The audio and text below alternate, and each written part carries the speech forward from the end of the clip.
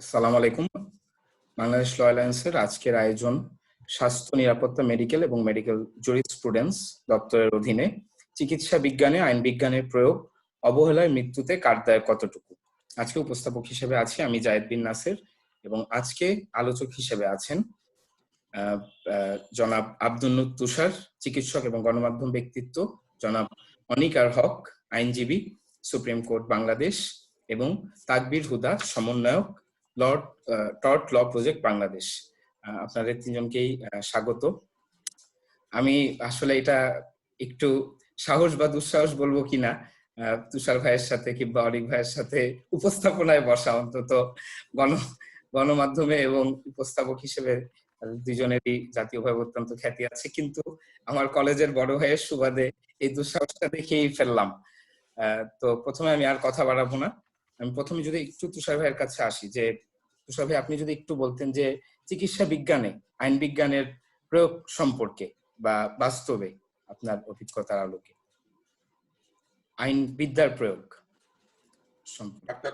ডাক্তারদেরকে আইন পড়তে হয়, কারণ ডাক্তারদের একটা বিষয় রয়েছে ফরেনসিক মেডিসিন, যেখানে ডাক্তারদেরকে মৃত ব্যক্তি এবং জীবিত ব্যক্তির উপর সংগঠিত অপরাধের যে মেডিকেল দিক রয়েছে সেটার বিষয়ে জানতে হয়। পাশাপাশি যে শাস্তির বিরুদ্ধে যে আইন, এর রিপোর্ট করার পদ্ধতি, আদালতে সাক্ষ্য দেওয়া, এই বিষয়গুলি সম্পর্কে ডাক্তারদেরকে পড়াশোনা করতে হয়। ফলে ডাক্তারদের পড়াশোনার সঙ্গে মেডিকেল জুরিসপ্রুডেন্স এবং ফরেনসিক মেডিসিনের একটি সম্পর্ক আছে।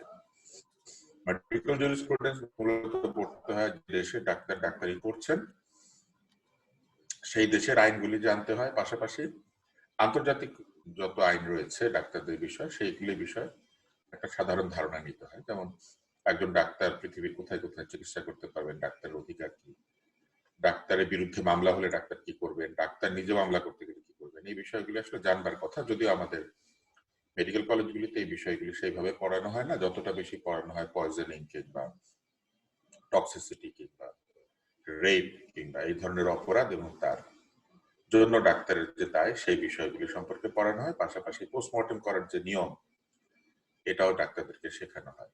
আইনের সঙ্গে ডাক্তারদের একটা সম্পর্ক আছে, বিশেষ করে যে ডাক্তারদেরকে পোস্টমর্টম করতে হয় এবং যে ডাক্তার কোনো অপরাধের ফলে সৃষ্ট আহত বা নিহত ব্যক্তির চিকিৎসা অথবা দায়িত্বে থাকেন, তাদের আইনের সঙ্গে অনেক সময় সম্পর্কে আসতে হয়। যেমন কেউ যদি গ্রিভিয়াস হার্ট হন, অর্থাৎ কেউ যদি এমন ভাবে আহত হন যার জন্য তার চলাফেরার শক্তি কমে যায়, তাকে একটা নির্দিষ্ট সময় হাসপাতালে বা চিকিৎসায় থাকতে হয়, তিনি কাজে যোগ দিতে না পারেন, এই ধরনের আহত হওয়ার যে বিষয়টি রয়েছে, সেই ক্ষেত্রে ডাক্তারকে সার্টিফিকেট দিতে হয়। ডাক্তারকে অনেক সময় ডাইং ডিক্লারেশন বা ডেথ ডিক্লারেশন, এই দুইটাই করতে হয়। একটা হচ্ছে ডাক্তার নিজে মৃত্যু ঘোষণা করেন, আরেকটা হচ্ছে যখন কোনো ব্যক্তি মৃত্যু সজ্জায় সাক্ষ্য দিয়ে থাকেন, এইসব জায়গাতে ডাক্তারের উপস্থিতি থাকে। ফলে এই বিষয়গুলো খুব গুরুত্বপূর্ণ। ফলে ডাক্তারের সাথে আইনের একটা সম্পর্ক আছে। তারপর কোনো ডাক্তার যদি মনে করেন কোনো মৃত্যুর পেছনের কারণে অপরাধ হতে পারে, তাহলে তাকে থানায় বা আইন শৃঙ্খলা রক্ষাকারী বাহিনীকে অবহিত করতে হয়। যদি দুর্ঘটনা কিংবা এমন কোনো কেস আসে যে কেসে তিনি সন্দেহ করেন যে এখানে ফাউল প্লে হয়েছে, এইসব ক্ষেত্রে তাকে পুলিশে অবহিত করার একটা বাধ্যবাধকতা আছে। পাশাপাশি পুলিশ যে রোগীদেরকে নিয়ে আসে তারাও কেসের মধ্যে থাকে, ফলে এদের ব্যাপারেও ডাক্তারকে জানতে হয়। হাসপাতালে ডাক্তার যখন চিকিৎসা দেন, তার আইনি যে ব্যাপারগুলি রয়েছে সেগুলো ডাক্তারকে শিখতে হয়। ডাক্তারের সাথে আইন প্রয়োগ এবং আইন জানার একটা সম্পর্ক আছে। আমি এবার যদি একটু অনেক আসলে আইনজীবী এবং চিকিৎসক এটা খুবই গুরুত্বপূর্ণ, মানে অন্তত বাংলাদেশ না, গ্লোবালি যদি আমি চিন্তা করি বৈশ্বিক প্রেক্ষাপটে যে কোনো রাষ্ট্রের জন্য, কিন্তু জাতীয় জীবনে আসলে আমরা অনেক সময় দেখি যে বিভিন্ন এমন এমন কিছু কাজ আসে বা এমন এমন কিছু প্রজ্ঞাপন, যেমন আমি যদি গত বছরের কথাটা একটু বলি, সেটা হচ্ছে 25শে মার্চ। এটা নিয়ে আব্দুন্নুর তুষার ভাইয়ের লেখাও আমি পড়েছি যে 25শে মার্চ ডাক্তারদের উদ্দেশ্যে একটা প্রজ্ঞাপন জারি করা হলো যে কোন রকম সুরক্ষা সামগ্রী ছাড়াই, মানে তারা তারা চিকিৎসা দিতে বাধ্য থাকবে, বাধ্য।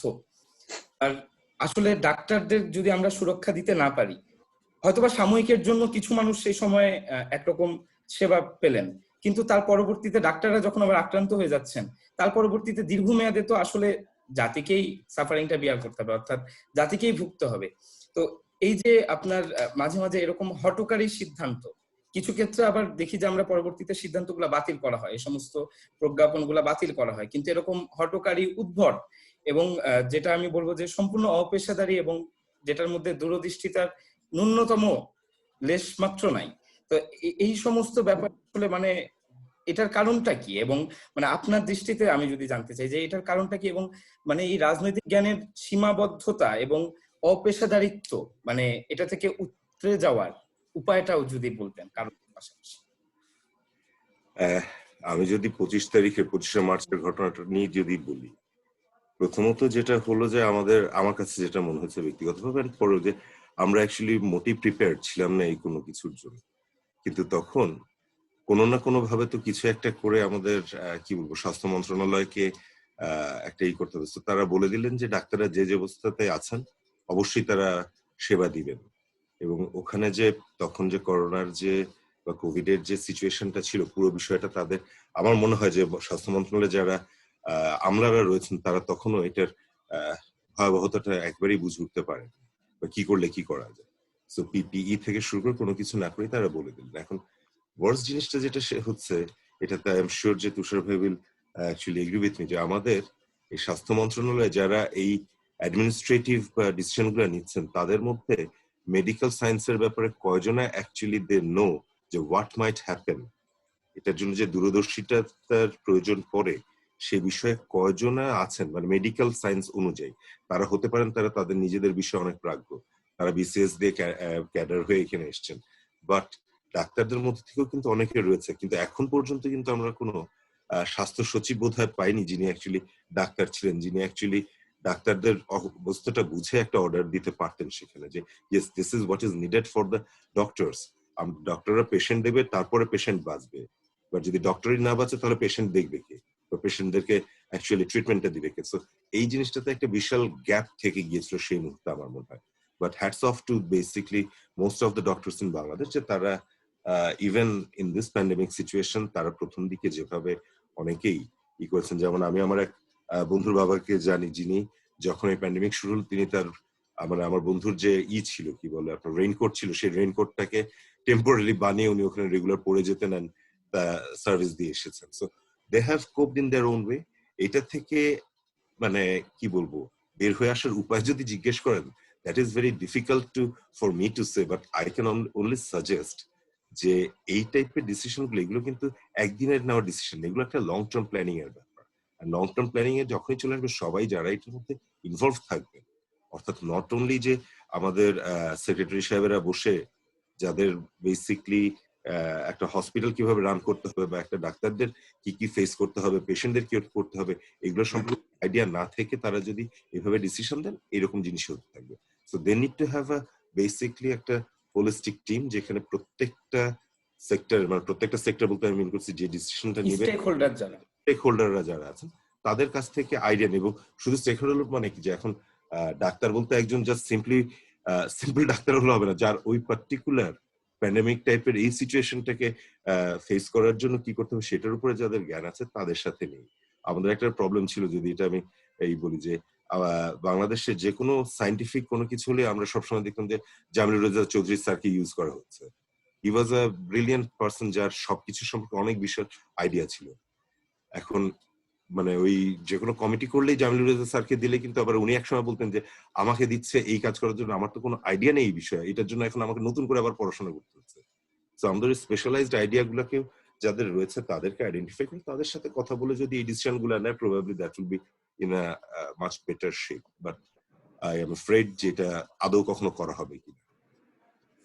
মানে অন্তত এটা দীর্ঘমেয়াদী দীর্ঘ সময় ধরে চলা একটা ঝামেলার মধ্যে আমরা আছি, কিন্তু এক জায়গা থেকে না এক জায়গা থেকে তো শুরু করতে হবে। মানে দুর্ভাগ্যজনক ভাবে It's not only about this Covid situation. আমি কোভিড সিচুয়েশনের কথা ভুলে যাই, এমনিতেও আপনি একটু চিন্তা করে দেখেন যে ডাক্তারদের ব্যাপারে আমরা রেগুলার একটা জিনিস দেখি, যে হসপিটালে যে ডাক্তাররা একটা ট্রিটমেন্ট দিচ্ছে, ভুল ট্রিটমেন্ট না খারাপ ট্রিটমেন্ট আমি বলতে যাচ্ছি না, একজন পেশেন্ট মারা যাচ্ছে, তার ফ্যামিলি যে ডাক্তারদেরকে অ্যাটাক করছে। সো এটাকেও যদি ট্যাকল করতে হয়, সেটার জন্য এক ধরনের প্ল্যানিং প্রয়োজন। আবার আমরা দেখতে পাচ্ছি যে বড় বড় হসপিটাল অনেক সময় উল্টোপাল্টা ট্রিটমেন্টের জন্য মারা যাচ্ছে, সেটার জন্য আমরা কিন্তু কি বলবো কোর্টে এসেও কিছু করতে পারছি না। টোটাল যে আমাদের মেডিকেল খাতটা রয়েছে, নট অনলি যে করার, এখানে অ্যাকচুয়ালি মেডিকো লিগাল সার্ভিসের ব্যাপারে we need to have a very big planning and then go ahead. ওই 860 সালের পেনাল কোড দিয়ে যদি যেতে চাই, সেটাতে আমাদের কিছুই লাভ হবে না। আসলে আমরা হয়তো এই বিষয়ে জি, পড়বো। সামনে আমরা আসবো। তাকবীর ভাইয়ের কাছে যদি এবার যাই, যে আপনি বেশ কিছুদিন যাবত বাংলাদেশে টর্ট আইন নিয়ে কাজ করছেন, গবেষণা করছেন। তো বাংলাদেশে আসলে এর প্রচলনটা আমরা খুব তেমন একটা মানে বড় আকারে দেখতে পাই না, কিন্তু আমরা ঘটনা, অনেক রকম ঘটনা দেখতে পাই যে জায়গায় হয়তোবা এটার সাথে রিলেট করা যেত, সম্পৃক্ত করা যেত। তো যদি আমি মেডিকেল নেগলিজেন্স বা এই ব্যাপারটায়, অবহেলার ব্যাপারটায় বলি, চিকিৎসকদের অবহেলা, এই জায়গাতে প্রাতিষ্ঠানিক দায়টা আসলে কিভাবে বাড়িয়ে মানে আমরা চিকিৎসকদেরকে আস্থার ভিতরে নিতে পারি, এই ব্যাপারে যদি কিছু। জি, ধন্যবাদ। আসলে আমাদের মূল যে সমস্যাটা, যে প্রাতিষ্ঠানিক দায়বদ্ধতা বলে যে একটা বিষয় আছে, এটাই আমরা অনেক সময় বুঝি না। আমরা শুধু ব্যক্তিগত দায়বদ্ধতা সৃষ্টি করতে ব্যস্ত, বা শুধু ফৌজদারি মামলা করব, মানে ফাঁসি চাইবো বা সাজা চাইবো। কোনো একটা চিকিৎসকের সেবা নিয়ে যদি আমরা অসন্তুষ্ট হই, তাহলে বলবো সেই চিকিৎসককে আমরা জেলে পাঠাবো।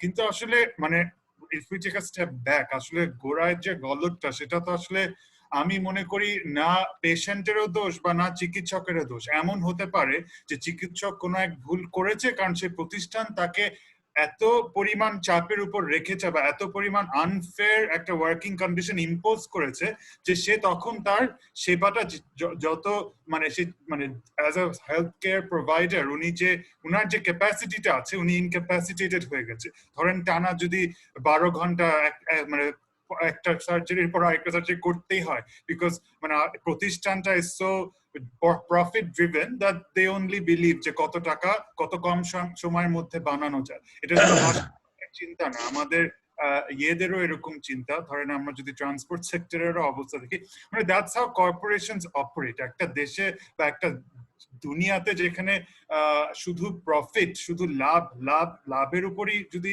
জোর দেওয়া হয় এবং প্রতিষ্ঠানগুলো শুধু লাভই করে যেতে পারে জীবনে ক্ষতি করে, এবং তাদের কোনো দায়বদ্ধতা না থাকে, এটাই স্বাভাবিক। তো এই কারণেই টর্ট আইনের কিন্তু ভূমিকা সেখানেই, যে টর্ট আইন যেটা বলছে যে আপনার আচরণ বা আপনার কাজ বা আপনার কোনো মানে কিছু করাতে যদি কোনো ব্যক্তি ক্ষতিগ্রস্ত হয়, সেই ক্ষতির জন্য আপনাকে দায়ী নিতে হবে, আপনাকে দায়ী করা হবে, এবং সেই ক্ষতিটা ইচ্ছাকৃত ক্ষতি হতে হবে না। মানে ফৌজদারি আইন এবং আমাদের টর্ট আইনের সবচেয়ে বড় পার্থক্য এটা, যে ফৌজদারি আইন কিন্তু মানে মূলত ইচ্ছাকৃত ক্ষতি নিয়ে এটার হচ্ছে মানে মানে কনসার্ন, এবং এটার কারণেই কিন্তু সাজা দেওয়া হচ্ছে।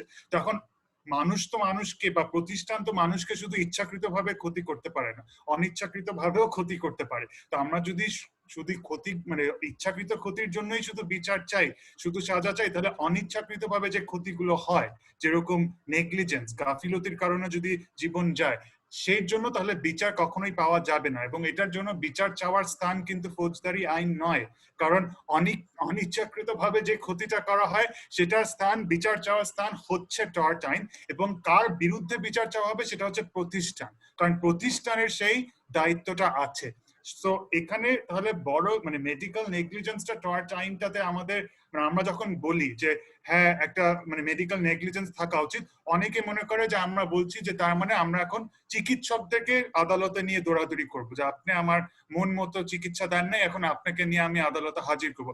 এটা কিন্তু না, এটা হচ্ছে মানে বিকজ টর্ট আইনে একটা কনসেপ্ট আছে কল ভাইক্যারিয়াস লায়াবিলিটি। এই ভাইক্যারিয়াস লায়াবিলিটির কোনো মানে বাংলা ট্রান্সলেশন পাওয়া মানে খুব ডিফিকাল্ট, এর জন্য আমি ইংলিশে বলছি, যদি কেউ পান আমাকে বলেন। তো কারণ হয়তো আমাদের ওই চিন্তাধারাতে সেই শব্দটাই নেই, কারণ এটা ভাইক্যারিয়াস লায়াবিলিটি অর্থাৎ যে একটা প্রতিষ্ঠানের যদি কোনো কর্মকর্তা তার কর্মস্থানের মানে পরিসরে কোনো ধরনের ক্ষতি করে থাকে একজন ব্যক্তিকে, তো সেই ক্ষতির জন্য যে ক্ষতিগ্রস্ত ব্যক্তি যদি প্রতিকার চায়, প্রতিকার দেওয়ার দায়িত্ব হচ্ছে সেই প্রতিষ্ঠানের, কারণ সেই প্রতিষ্ঠান কোনো ধরনের ব্যবসা করতে গিয়েই সেই ঘটনাটা ঘটেছে, অর্থাৎ সে যেহেতু সেই মানে ব্যবসা থেকে লাভবান হচ্ছে, তাহলে দায়িত্ব তার নিতে হবে। তো সেই কারণে ভাইকারিয়াস লায়াবিলিটি মানে কিন্তু যে ক্ষতিগ্রস্ত ব্যক্তি তাহলে হাসপাতালকে সু করবে, সে কিন্তু ডাক্তারকে সু করবে না। কারণ একজন চিকিৎসকের বেতন যা সে তো যে ক্ষতিপূরণের পরিমাণটা হবে, জীবনের ক্ষতির জন্য যে ক্ষতিপূরণের পরিমাণ হয় সাধারণত কয়েক কোটি, সেটা একজন ডাক্তারের সাধারণত দেওয়া সম্ভব নয়। এর জন্যই একটা প্রতিষ্ঠানকেই দায়ী করা এখানে মূল উদ্দেশ্য। তো অতএব টর্চ আইন মানে ফৌজদারি মামলায় কিন্তু বিষয়টা ভিন্ন।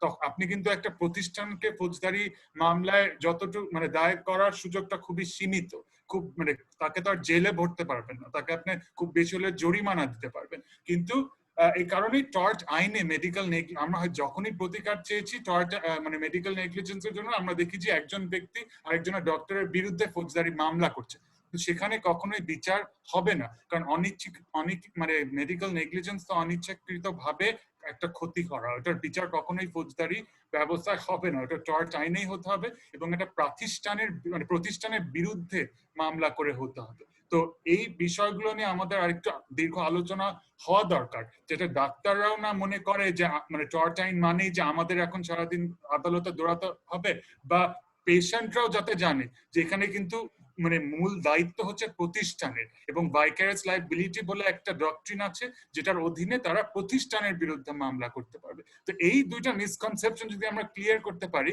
তাহলেই আমার মনে হয় টর্চ আইনের প্রচারটার বাড়ার একটা সম্ভাবনা বেড়ে যাবে।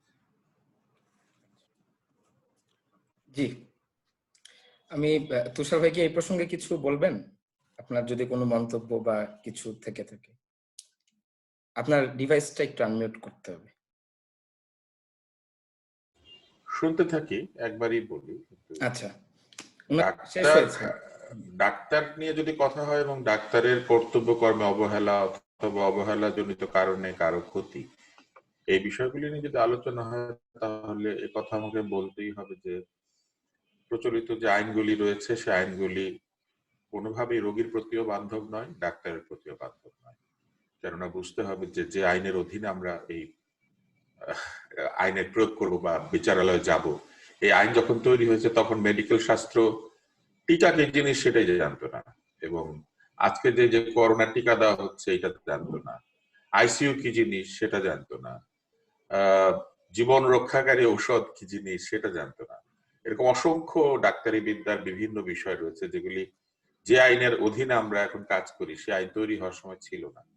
এমনকি এই যে মেডিকেল কলেজ বা মেডিকেল হাসপাতালে যে বিরাট হাসপাতাল, এই হাসপাতালের কনসেপ্ট তখন সেইভাবে দাঁড়ায় নাই। ফলে এই জিনিসগুলো বুঝতে হবে যে আইনকে যুগোপযোগী হতে হয় এবং আইনকে সময়ের সাথে সাথে পরিবর্তিত হতে হয়। মুশকিলের বিষয় হচ্ছে যে যারা আইনটা প্রয়োগ করেন, যারা আইন তৈরি করেন, যারা আইন ব্যবহার করেন, এদের একটা বিরাট অংশ এই বিষয়গুলি সম্পর্কে অবগত নন, এবং যেটি অনিক হক বলেছেন একটু আগে, তারা এই বিষয়গুলি সম্পর্কে সম্যকভাবে অবগত হওয়ার চেষ্টাও করেন না। স্বাস্থ্য সচিব হিসেবে যাকে নিয়োগ দেওয়া হয় তিনি 2-3 বছর পর পর অন্য আরেকটা মন্ত্রণালয়ে চলে যান অথবা অন্য একটা মন্ত্রণালয় থেকে তিনি এখানে আসেন। স্বাস্থ্য ব্যবস্থা একটা ক্রমাগত চলমান একটি ব্যবস্থা, যে চলমান ব্যবস্থা কেবলমাত্র কাগজে কলমে পরিচালিত হয় না, এটি একটি বিজ্ঞান নির্ভর বিষয়। এমন কোন আবিষ্কার, এমন কোন ঔষধ, এমন কোন অসুখ, এমন কোন পরিস্থিতি আসতে পারে যে পরিস্থিতিগুলি কোনোভাবেই আপনি অন্য বিষয়ে পড়াশোনা করে বা অন্য বিষয়ে জেনে মোকাবেলা করতে পারবেন না। যে সমস্যাগুলি আমরা এখন দেখে থাকি আমাদের স্বাস্থ্য ব্যবস্থাপনায়, সেটি হচ্ছে যারা স্বাস্থ্য ব্যবস্থাপনার সাথে জড়িত তাদের একটা অংশ চিকিৎসক, আরেকটা অংশ চিকিৎসক নন।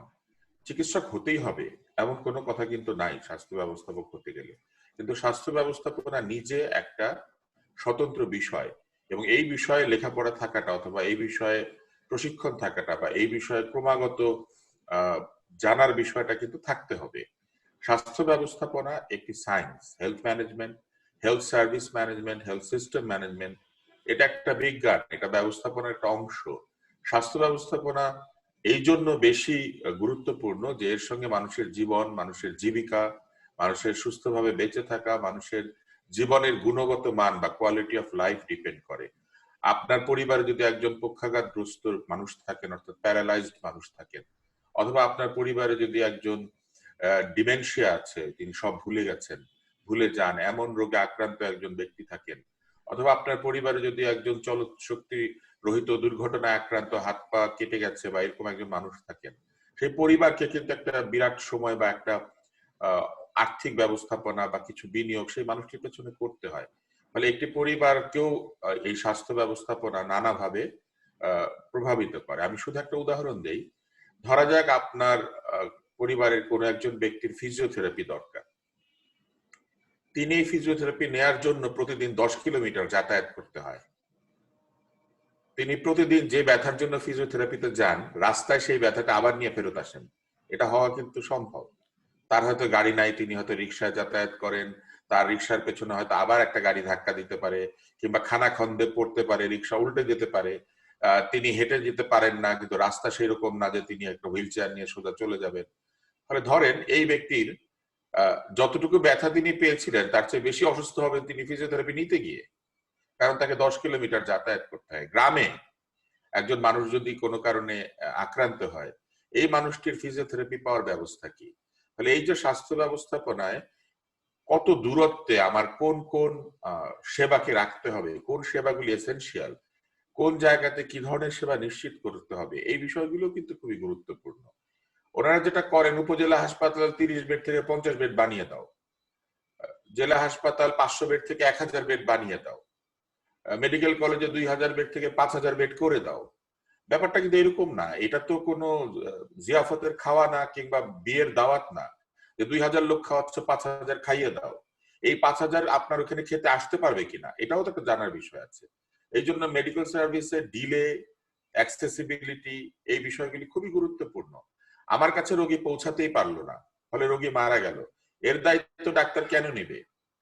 পৌঁছাতে পৌঁছাতে উনি এমন অসুস্থ হলেন যে তিনি হাসপাতালের দরজায় এসে মারা গেলেন, কিন্তু ডাক্তারকে তো তাকে ভর্তি করতে গেলে 5 মিনিট বা 10 মিনিট একটা প্রসেস আছে। তাকে একটা টিকিট কাটতে হয়, তাকে রিসিভ করতে হয়, তার একটা হিস্ট্রি নিতে হয়। 5-7 মিনিট, 9 মিনিট, 10 মিনিট এমনিতেই কেটে যাবে, কিন্তু দেখা গেল উনি পৌঁছাতেই পারলেন না সময় মতো, তিনি রাস্তায় মারা গেলেন। এর দায়িত্ব কি যোগাযোগ মন্ত্রণালয় নিবে? এর দায়িত্ব কি যারা রাস্তা ব্যবস্থাপনার দায়িত্বে আছেন তারা নিবেন? এর দায়িত্ব কি ট্রাফিক সিগন্যাল যে জ্বলেছিল কোনো একটা জায়গায়, যেমন ঢাকায় আমি একটা উদাহরণ দিই, সোনারগাঁ হোটেলের মোড়ে কোনো দিন 48 মিনিট পর্যন্ত একটা সিগন্যালে দাঁড়িয়ে থাকতে হয়। এই 48 মিনিটে যে কোনো অ্যাম্বুলেন্সে থাকা মানুষের মৃত্যু হতে পারে, এবং অ্যাম্বুলেন্স কখনো কখনো এমন জায়গায় আটকায় যে কোনোভাবে কোনো ট্রাফিক কন্ট্রোলারের পক্ষে সম্ভব না যে রাস্তা পরিষ্কার করে সে অ্যাম্বুলেন্সটাকে যেতে দেওয়া। ঢাকা শহরে আলাদা করে অ্যাম্বুলেন্সের লাইন কিংবা ইমার্জেন্সি লেন নাই। এই যে নাই ঢাকা শহরের পরিকল্পনায় বা রাখা গেল না, এর জন্য কে দায়ী? ওই মানুষটার মৃত্যুর জন্য কে দায়ী হবে?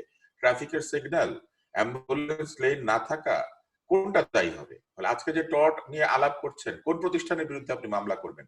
ধরা যাক যে অ্যাম্বুলেন্সে বসে থেকে কোন একজন ব্যক্তি অ্যাম্বুলেন্সে শুয়ে থেকে মারা গেলেন, আমি উকিল সাহেবদের কাছে বলতে চাই যে আপনি কাকে দায়ী করবেন? কে এটার জন্য দায়ী? এই যে অবস্থা আমরা তৈরি করেছি, এর কারণ হচ্ছে না আছে আমাদের ব্যবস্থাপনা, না আছে আমাদের স্বাস্থ্য ব্যবস্থাপনা। আমাদের কোনো কিছুতেই কোনো ব্যবস্থাপনা নেই, আমরা নির্দেশ দিয়ে চলি। ব্যবস্থাপনার প্রথম একটা শর্ত হচ্ছে, একটা গুণগত মানসম্পন্ন ব্যবস্থাপনার শর্ত হচ্ছে যে নির্দেশের পরিমাণ কমে যাবে। ব্যবস্থাপনা ইটসেলফ, ম্যানেজমেন্ট সিস্টেমটা এমন হবে ওই সিস্টেমই সবাইকে রান করাবে, কোনো নির্দেশের প্রয়োজনীয়তা থাকবে না। নির্দেশ যত বেশি দিতে হয় ততই ব্যবস্থাপনা দুর্বল, আর যত কম নির্দেশ দিতে হয় ব্যবস্থাপনা তত সবল, কেননা সিস্টেম নিজেই নিজেকে রান করে। এই যে নির্দেশ নির্ভর ব্যবস্থাপনা, এই যে আদিষ্ট হইয়া চিঠি লেখার প্রবণতা, এই যে আপনারা বলেছিলেন যে 25 তারিখে একটা চিঠি দিয়ে দিল, কোনো ডাক্তার কোথাও যেতে পারবে না, অ্যাজ ইফ ডাক্তাররা সব পালিয়ে যাচ্ছিল। ডাক্তার কোথায় যাবে? ডাক্তার তো হাসপাতাল ছেড়ে কোথাও যাওয়ার উপায় নেই। আপনি যদি বলেন কোনো উকিল আদালত ছাড়া কোথাও যেতে পারবে না, উকিল আদালত ছাড়া কোথায় যাবে? এইটা একটা অদ্ভুত একটা নির্দেশনা। যেমন একবার বলা হয়েছিল যে কোনো ডাক্তার যদি সেবা না দেয় বা সেবা নিয়ে অসন্তুষ্ট থাকেন, আপনি নিকটস্থ ফাঁড়িতে সেনা পর্যবেক্ষণ কেন্দ্রে গিয়ে রিপোর্ট করবেন। ওনারা চিন্তাই করেন না যে একটা ফার্স্ট ক্লাস গেজেটেড অফিসারের বিরুদ্ধে কোথায় গিয়ে রিপোর্ট করা যায় অথবা করা যায় না, অথচ যিনি অর্ডারটা লিখছেন তিনি নিজে একজন গেজেটেড অফিসার। এই যে অবিমৃষ্যকারিতা বা এই যে এক ধরনের আমি বলবো যে অজ্ঞানতা অথবা আদিষ্ট হইয়া নির্দেশ দেওয়ার প্রবণতা, এটাই প্রমাণ করে যে আমাদের ব্যবস্থাপনা অত্যন্ত দুর্বল এবং এই ব্যবস্থাপনা কোনোভাবে আধুনিক না। এবং এই যে অনেক সাহেবের পেছনে আমি অনেক বই দেখতে পাচ্ছি, এগুলা কি? এগুলা বিভিন্ন মামলা, বিভিন্ন জার্নালের বাধাই করা একটা ব্যবস্থা, যেখানে উনিরা বাধাই করে রেখেছেন, এখান থেকে তারা রেফারেন্স নেন, দেখেন। এখন আমি যদি প্রশ্ন করি, ধরেন একটা ডাক্তারের পক্ষে কি সব মনে রাখা সম্ভব? সম্ভব না, কিন্তু ফলে রেডি রেফারেন্সের জন্য উনি মনে করেন যে ওনার ওয়ার্ডে ওনার মনে হলো যে এই মুহূর্তে আমার একটা রেফারেন্স দরকার, সিস্টেম ধরে নিচ্ছে যে ডাক্তার সাহেব যে বইটা নিজে ব্যাগে করে নিয়ে এবং তার টেবিলের মধ্যে নিজের পয়সা দিয়ে বই কিনে রাখবেন। কেন সেটা হবে? একটা সরকারি ব্যবস্থাপনা, সরকারি হাসপাতালে একটা ভালো লাইব্রেরি থাকার কথা, একটা ভালো অ্যাক্সেসিবিলিটি সহ ইন্টারনেট সিস্টেম থাকার কথা, মেডিকেল জার্নালের সাবস্ক্রিপশন থাকার কথা। এগুলা কোনোটা আছে? কিচ্ছু নাই। আমরা শুধু বলবো যে ডাক্তার সাহেব ভুল করে, ডাক্তার সাহেব ভালো না, নার্স ভালো না, আমাদের স্বাস্থ্য ব্যবস্থা ভালো না। তো স্বাস্থ্য ব্যবস্থা সবাই খারাপ, শুধু ব্যবস্থাপকরা ভালো, শুধু মন্ত্রণালয় এবং সচিবালয় ভালো, এটা হয় কোনোদিন পৃথিবীতে? হয় না। ফলে এই যে অযৌক্তিক জিনিসপত্র বাংলাদেশে চলছে, এটা যতদিন চলবে আমরা শুধু কষ্ট করবো, কিন্তু এটা থেকে আমরা কোনো রেজাল্ট পাবো না। আমরা বলে যাব, তারাও করে যাবেন, এবং তাদের করা আর আমাদের বলার মধ্যে বিরাট একটা পার্থক্য থাকবে। আজকে যে তাকবীর কাজ করছেন টট নিয়ে, টট একটা বিশাল বিষয় কিন্তু, কারণ টট ব্যক্তিগত অধিকার, প্রাতিষ্ঠানিক অধিকার, প্রাতিষ্ঠানিক অন্যায়, ব্যক্তিগত অন্যায়, যেটা অনেককে ক্ষতিগ্রস্ত করে। যেমন আমি যদি রাস্তার মধ্যে ময়লা ফেলে, কলার খোসা ফেলে কেউ আছাড় খায়, এটা কিন্তু টট লয়ের আন্ডারে আসার কথা। কারণ কলার খোসাটা ফেলার সময় আমি কাউকে নির্দেশ করে ফেলি নাই, আমি চিন্তা করে ফেলি নাই, এটাতে কে আচার খাবেন আমি জানি না। একটা ছোট বাচ্চা আচার খেত, কিছুই হতো না তার, সে কলার খোসাটা আচার খেয়ে হেসে দিত, হেসে দিয়ে এটা তুলে ফেলে দিত। কিন্তু 70 বছরের লোকটা যখন আচার খাবে, তার যখন কোমর ভেঙে যাবে, তার যখন হিপ সার্জারি দরকার হবে, তখন তো সেটা টট ল, আমি যদি ভুল না বলে থাকি। কিন্তু আজ পর্যন্ত হয় আপনি কলার খোসা আচার খেয়ে কাউকে বাংলাদেশে কোনো প্রতিকার পেতে দেখেছেন? এটার প্রতিকার চাইতে গেলে লোকে হাসবে, বলে আরে আপনি কলার খোসা আচার খেয়েছেন, এটার আবার প্রতিকার চাইতে আসেন। কিন্তু এইটার প্রতিকার তো আমার পাওয়ার কথা, কলার খোসা ওইখানে ফেললো কে? এই যে আইন সম্পর্কে না জানা এবং আইনকে ব্যবহার করা না করা, আমরা ধরেই নেই জমি জমা কেড়ে নিলেই খালি আইন, কিংবা টাকা পয়সা চুরি করলেই খালি আইন, কিংবা চুরি বা খুন দুর্নীতির জন্য শুধু আইন। আইন তো শুধু এই জন্য নয়, আইনের প্রধানতম কাজ হচ্ছে মানুষকে অপরাধের হাত থেকে, অন্যায়ের হাত থেকে প্রতিরক্ষা দেওয়া, বিচার করা না। বিচার তো একটা লাস্ট রিসোর্ট। আইন মানুষকে প্রোটেক্ট করে, সেই প্রোটেকশন কোথায়? কারণ যারা প্রোটেক্ট করার কথা আইনের অধীনে, তারাই আইন মানেন না, যারা আইন তৈরি করেন তারাই আইন মানেন না। আমরা দেখেছি যে সংসদ সদস্যের ছেলের গাড়ি থেকে আইনের আরেক প্রতিনিধিকে মারা হয়েছে। তো এইটা কি? যারা আইন বানান, বাপ তো আইন বানিয়েছিল, ওই সংসদ সদস্য তো আইন বানায়, তাই না? তো ওনার ছেলেকে উনি আইন শিখাতে পারে নাই, তো উনি আমাদের জন্য আইন বানান। এখানেই বলছিলাম যে আপনি দায়বদ্ধতার কথা যেহেতু বললেন, আপনার ব্রিটিশ এবং পাকিস্তানি আমলের সাথে বাংলাদেশের তো একটা ক্লিয়ার মার্জিন বা একটা আলাদা পার্থক্য থাকা উচিত ছিল, যে আপনার দায়বদ্ধতা নিতে হবে। মানে আপনি যেটা বলছেন যে কথা দায়বদ্ধতা এই কারণে নিতে হবে, কারণ হচ্ছে আপনার, আমি সঠিক এই মুহূর্তে আমি নামটা বলতে পারবো না, লঞ্চে ফেরিঘাটে এক ছেলে, সে মারা গেল এক যুগ্ম সচিব বা এই পর্যায়ের কারো গাড়ি চাপার জন্য। পরবর্তীতে তাকে যা করা হলো, তাকে আবারও পদোন্নতি দেওয়া হলো, কিছুদিন ব্যাপারটা চললো।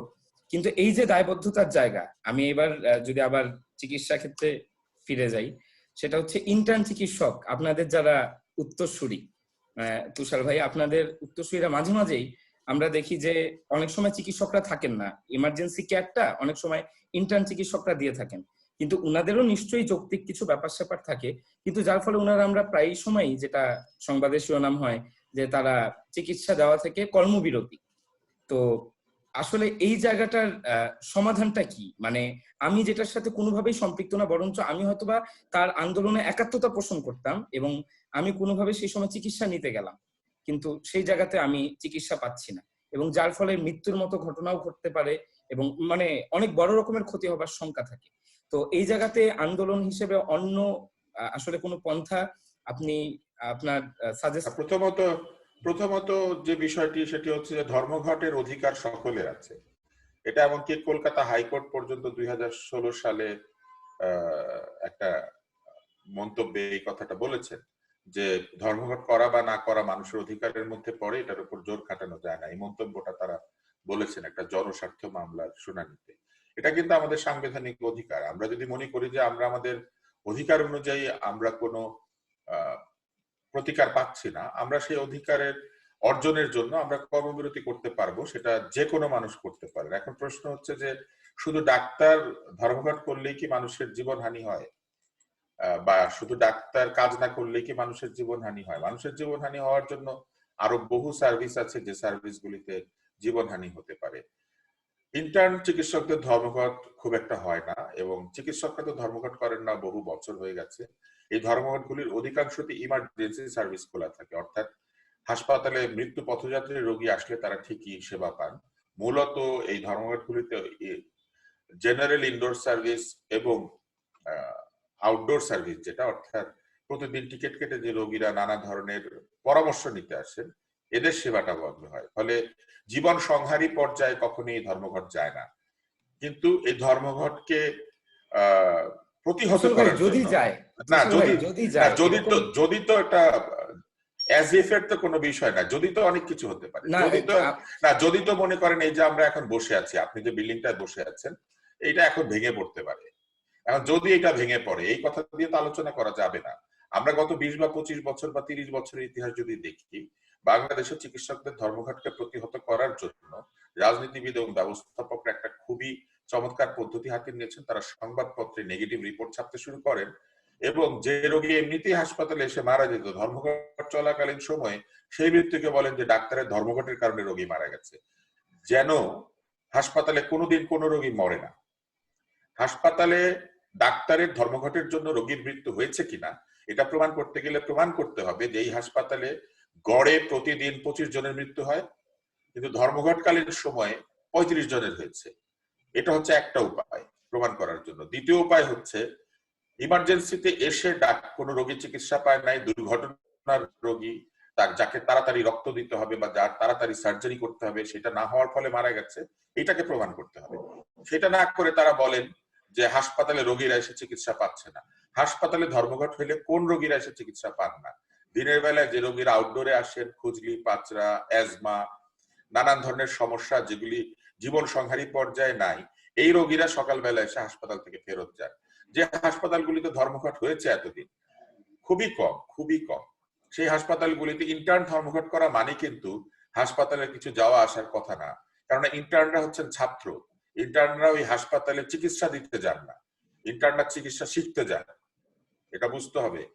এটা ইন্টার্নশিপ বা ইন সার্ভিস ট্রেনিং হওয়া দুইটা কিন্তু আলাদা জিনিস। সরকার কিন্তু এখন তাদেরকে চাকরি দিয়ে ট্রেনিং দেয় না। ছাত্র তারা, তাদের সার্টিফিকেটটা কমপ্লিট হয় না যদি 1 বছর তারা এই হাসপাতালে কাজ না করেন। এই কাজ তার ল্যাবরেটরির মতো। আপনি ক্লাস 10-এ যখন পরীক্ষা দিয়েছেন, আপনাকে ব্যাংক কাটতে হয়েছিল। এই যে ব্যাংক না কাটলে এবং 25 মার্কের প্র্যাকটিক্যাল না করলে পরে আপনি পাস করতে পারবেন না, সেরকম ইন্টার্নেরা যে 1 বছর হাসপাতালে থাকে, এই 1 বছর হচ্ছে তার শিক্ষার অংশ। এটা কিন্তু তার রোগী ভালো করার জন্য সে ওখানে যায় না, বরং সে সিনিয়র ডাক্তারদের যারা চাকরি করেন ওইখানে, যারা সিনিয়র, যারা জানেন ডিগ্রি প্রাপ্ত আরো বেশি, তাদের পাশে থেকে তারা কাজটা শেখার জন্য ওইখানে যায়। ফলে ইন্টার্ন ধর্মঘট কোনোভাবেই রোগীর মৃত্যুর সাথে সম্পৃক্ত হতে পারে না। 1। 2 হচ্ছে যদি চিকিৎসকরাও ধর্মঘট করেন, তখনও কিন্তু প্রতিবারই আমরা দেখেছি তারা ইমার্জেন্সি এবং ইনডোর সার্ভিস খোলা রেখেই ধর্মঘট করেন। অর্থাৎ তারা যার জীবন সংহারী পর্যায়ে রোগ আছে তাকে ঠিকই চিকিৎসা দেন, কেবল ফেরত দেন সেই সব রোগীকে যাদেরকে ফেরত দিলে পরে সেই রোগের মৃত্যুর সম্ভাবনা নাই। তারপরে আমরা দেখেছি সব পত্র পত্রিকা, জার্নাল থেকে শুরু করে বলতে থাকে যে ধর্মঘটের কারণে অমুক হাসপাতালে এতজন রোগীর মৃত্যু। কিন্তু আমি যেটা বললাম, it has to B compared with the previous data of a hospital. এখন মুশকিল কি, আমি আপনাকে বলি, এই হাসপাতালগুলিতে নিজেদের কোনো ডেটা নাই। তারা বলতে পারেন না যে তাদের হাসপাতালে একটা সময় কতজন রোগী ভর্তি আছে এবং কতজনকে তারা চিকিৎসা দিচ্ছেন এবং কতজন রেগুলারলি প্রতিদিন গড়ে মারা যান। হাসপাতালে তো রোগী মরবেই, হাসপাতালে তো মৃত্যু পথযাত্রীরাই যায়। হাসপাতালে যিনি ভর্তি হন তার পক্ষে আর বাসায় থাকা সম্ভব না, সেই কারণেই তিনি হাসপাতালে যান। হাসপাতাল তো আর হোটেল না যে আপনি বেড়াতে গেলেন। এই যে অবস্থাটা, এই অবস্থাটা তৈরি হয়েছে মূলত মিডিয়ার নেগেটিভ প্রচারণার জন্য, যে ডাক্তার ধর্মঘটের কারণে রোগী ক্ষতিগ্রস্ত হয়ে যাচ্ছে, রোগী মরে যাচ্ছে, হ্যান হচ্ছে ত্যান হচ্ছে। এটা হচ্ছে একটা। 2 হচ্ছে ডাক্তারদের ধর্মঘট করার অধিকার আছে। কখন ডাক্তার ধর্মঘট করতে পারবে? আন্তর্জাতিকভাবে স্বীকৃত যে ডাক্তারদের কোড অফ এথিক্স আছে, যেটা WHO স্বীকৃত এবং যেটা জাতিসংঘ স্বীকৃত অধিকার এবং জেনেভা কনভেনশনের একটা পার্ট, সেখানে বলা আছে ডাক্তার যদি নিজের জীবন বিপন্ন মনে করে অথবা ডাক্তার যদি মনে করে যে সে চিকিৎসা দেওয়ার পরিবেশ তার নাই, ডাক্তার যদি মনে করে যে চিকিৎসা দিতে গেলে বরং রোগীর ক্ষতি বেশি হবে, অথবা ডাক্তার কিছু ব্যক্তিগত কারণে চিকিৎসা রিফিউজ করতে পারে, যেমন এই তিনটা তো বললামই, তার বাইরে ব্যক্তিগত কারণ কি, ডাক্তার নিজে যদি মনে করে যে সে অসুস্থ, সে চিকিৎসা দেওয়ার উপযোগী অবস্থায় নাই, ডাক্তার নিজে যদি মনে করে যে তার অনেক ঘুম পেয়েছে, যেমন পাইলট ঘুমন্ত অবস্থায় প্লেন চালাতে পারে না, সেরকম ডাক্তার যদি মনে করে যে তার অনেক ঘুম পেয়েছে, সে বলতে পারে আমি আজকে সার্জারিটা করব না। ডাক্তার যদি মনে করে তার নিজের কোনো অসুস্থতা আছে, যে অসুস্থতায় সার্জারি কিংবা চিকিৎসা করতে গেলে রোগীর ক্ষতি হবে, অথবা ডাক্তার যদি তার স্থান পরিবর্তনের মধ্যে থাকে, অর্থাৎ আপনার ট্রান্সফারের অর্ডার হয়েছে, আপনি বাড়ি ঘর গুছাচ্ছেন, আপনার ছেলে মেয়ের স্কুল থেকে শুরু করে সবকিছু ট্রান্সফার করছেন, আপনি যদি তখন বলেন যে আমি 7 দিন চিকিৎসা করব না এবং আমি ছুটি নিব, আপনাকে ছুটি দিতে বা আপনাকে চিকিৎসা করতে না দেওয়ার যে অধিকার সেটা আপনার আছে। এবং ডাক্তার তার কিছু ব্যক্তিগত কারণ এবং কিছু প্রাতিষ্ঠানিক কারণে চিকিৎসা দিতে অস্বীকৃতি জানাতে পারে। যেমন মনে করেন হাসপাতালে একটা যন্ত্র নাই, কিন্তু রোগী এসে বলছে যে আমাকে চিকিৎসাটা দিতেই হবে, আমি জানি যে এই যন্ত্র ছাড়াই চিকিৎসা দেওয়া যায় না, তখন কিন্তু আমি বলবো যে আমি চিকিৎসা দিতে পারবো না, আপনাকে এই হাসপাতালে চিকিৎসা হবে না, আপনি অমুক হাসপাতালে চলে যান। মুশকিল কি দেখেন, আমাদের এখানে যখন ডাক্তাররা এক হাসপাতাল থেকে আরেক হাসপাতালে কাউকে রেফার করেন, সেই হাসপাতালে যন্ত্রটা ঠিক আছে নাকি নাই সেটা তো এই ডাক্তারের পক্ষে জানা সম্ভব না। ফলে রোগী আরেকটা হাসপাতালে যান, ওইখানে গিয়ে দেখেন যন্ত্র আছে কিন্তু নষ্ট, তারপর আরেকটা হাসপাতালে যান, ওখানে গিয়ে দেখেন যন্ত্র আছে কিন্তু ডাক্তার ওই দিন ছুটি নিয়েছে। এই জিনিসগুলি কন্ট্রোলের মধ্যে নাই। এগুলাকে কন্ট্রোলের মধ্যে আনা যেত যদি একটা সেন্ট্রাল ইনফরমেশন সিস্টেমের মাধ্যমে ডাক্তাররা তার রেফারেল হসপিটালের সঙ্গে সঙ্গে সঙ্গে যোগাযোগ করতে পারতেন। অর্থাৎ যে হাসপাতালে আমি রোগীটা পাঠাচ্ছি সেই হাসপাতালে রোগী রিসিভ করতে পারবে কিনা এটা সাথে সাথে যোগাযোগ করে জানা যেত। তাহলে আমি বলতে পারতাম যে আপনি আমার কাছ থেকে গেলেও আপনি অন্য হাসপাতালে কিন্তু এটা পাবেন না, আপনাকে কিন্তু এখান থেকে আরো 100 কিলোমিটার দূরে যেতে হবে। আনফরচুনেটলি এরকম কোনো আমাদের পদক্ষেপ এখানে কি স্বাস্থ্য মন্ত্রণালয়ের আছে এখন? না, নাই। আমাদের মন্ত্রণালয় মূলত ব্যস্ত থাকেন, এটা তাদের প্রতি কোনো অভিযোগের বিষয় না। তারা ব্যস্ত থাকে নতুন নতুন যন্ত্র কেনার জন্য, কারণ আমাদের মানসিকতার মধ্যে সমস্যা আছে।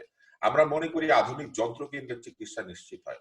আধুনিক যন্ত্র দিয়ে চিকিৎসা নিশ্চিত হয় না। আমি আপনাকে একটা সাধারণ কথা বলি, এই যে যন্ত্রগুলি আমরা আজকে কিনছি, এগুলা যে রোগের চিকিৎসা করে সেই চিকিৎসাটাকে আরো আধুনিক, আরো অ্যাকিউরেট করেছে। কিন্তু 20 বছর আগেও কিন্তু এই রোগ ছিল, তখনও মানুষ হাসপাতালে গিয়ে সুস্থ হয়েছে।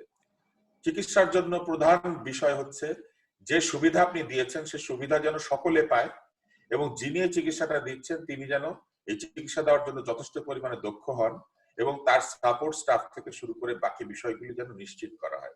বাংলাদেশ এমন এক উদ্ভট উটের মতো চলছে যেখানে ডাক্তারের সংখ্যা নার্সের চেয়ে বেশি। যেহেতু মেডিকেল কলেজে ভর্তির চাপ অনেক বেশি, তাই একটার পর একটা মেডিকেল কলেজে লাইসেন্স দেওয়া হয়েছে এবং প্রতি বছর 10,000-এর উপর ডাক্তার বের হচ্ছে, কিন্তু 10,000 নার্স বের হচ্ছে না। নিয়ম হচ্ছে একটা ডাক্তারের সঙ্গে অন্তত 3টা নার্স বের হইতে হবে প্রত্যেক বছর, এবং নার্স এবং ডাক্তারের যে রেশিও সেটা মেনটেন করতে গেলে নার্সের সংখ্যা কমপক্ষে দ্বিগুণ হইতে হবে। কিন্তু আমাদের হেলথ সিস্টেমে নার্সের সংখ্যা হচ্ছে ডাক্তারের অর্ধেক। অর্থাৎ একটা রোগী যদি একজন ডাক্তার পায়, সাথে অর্ধেকটা নার্স পাবে। এই যে উদ্ভট সিস্টেম আমরা তৈরি করেছি, এই সিস্টেম থেকে তো স্বাস্থ্য নিশ্চিত করা সম্ভব না।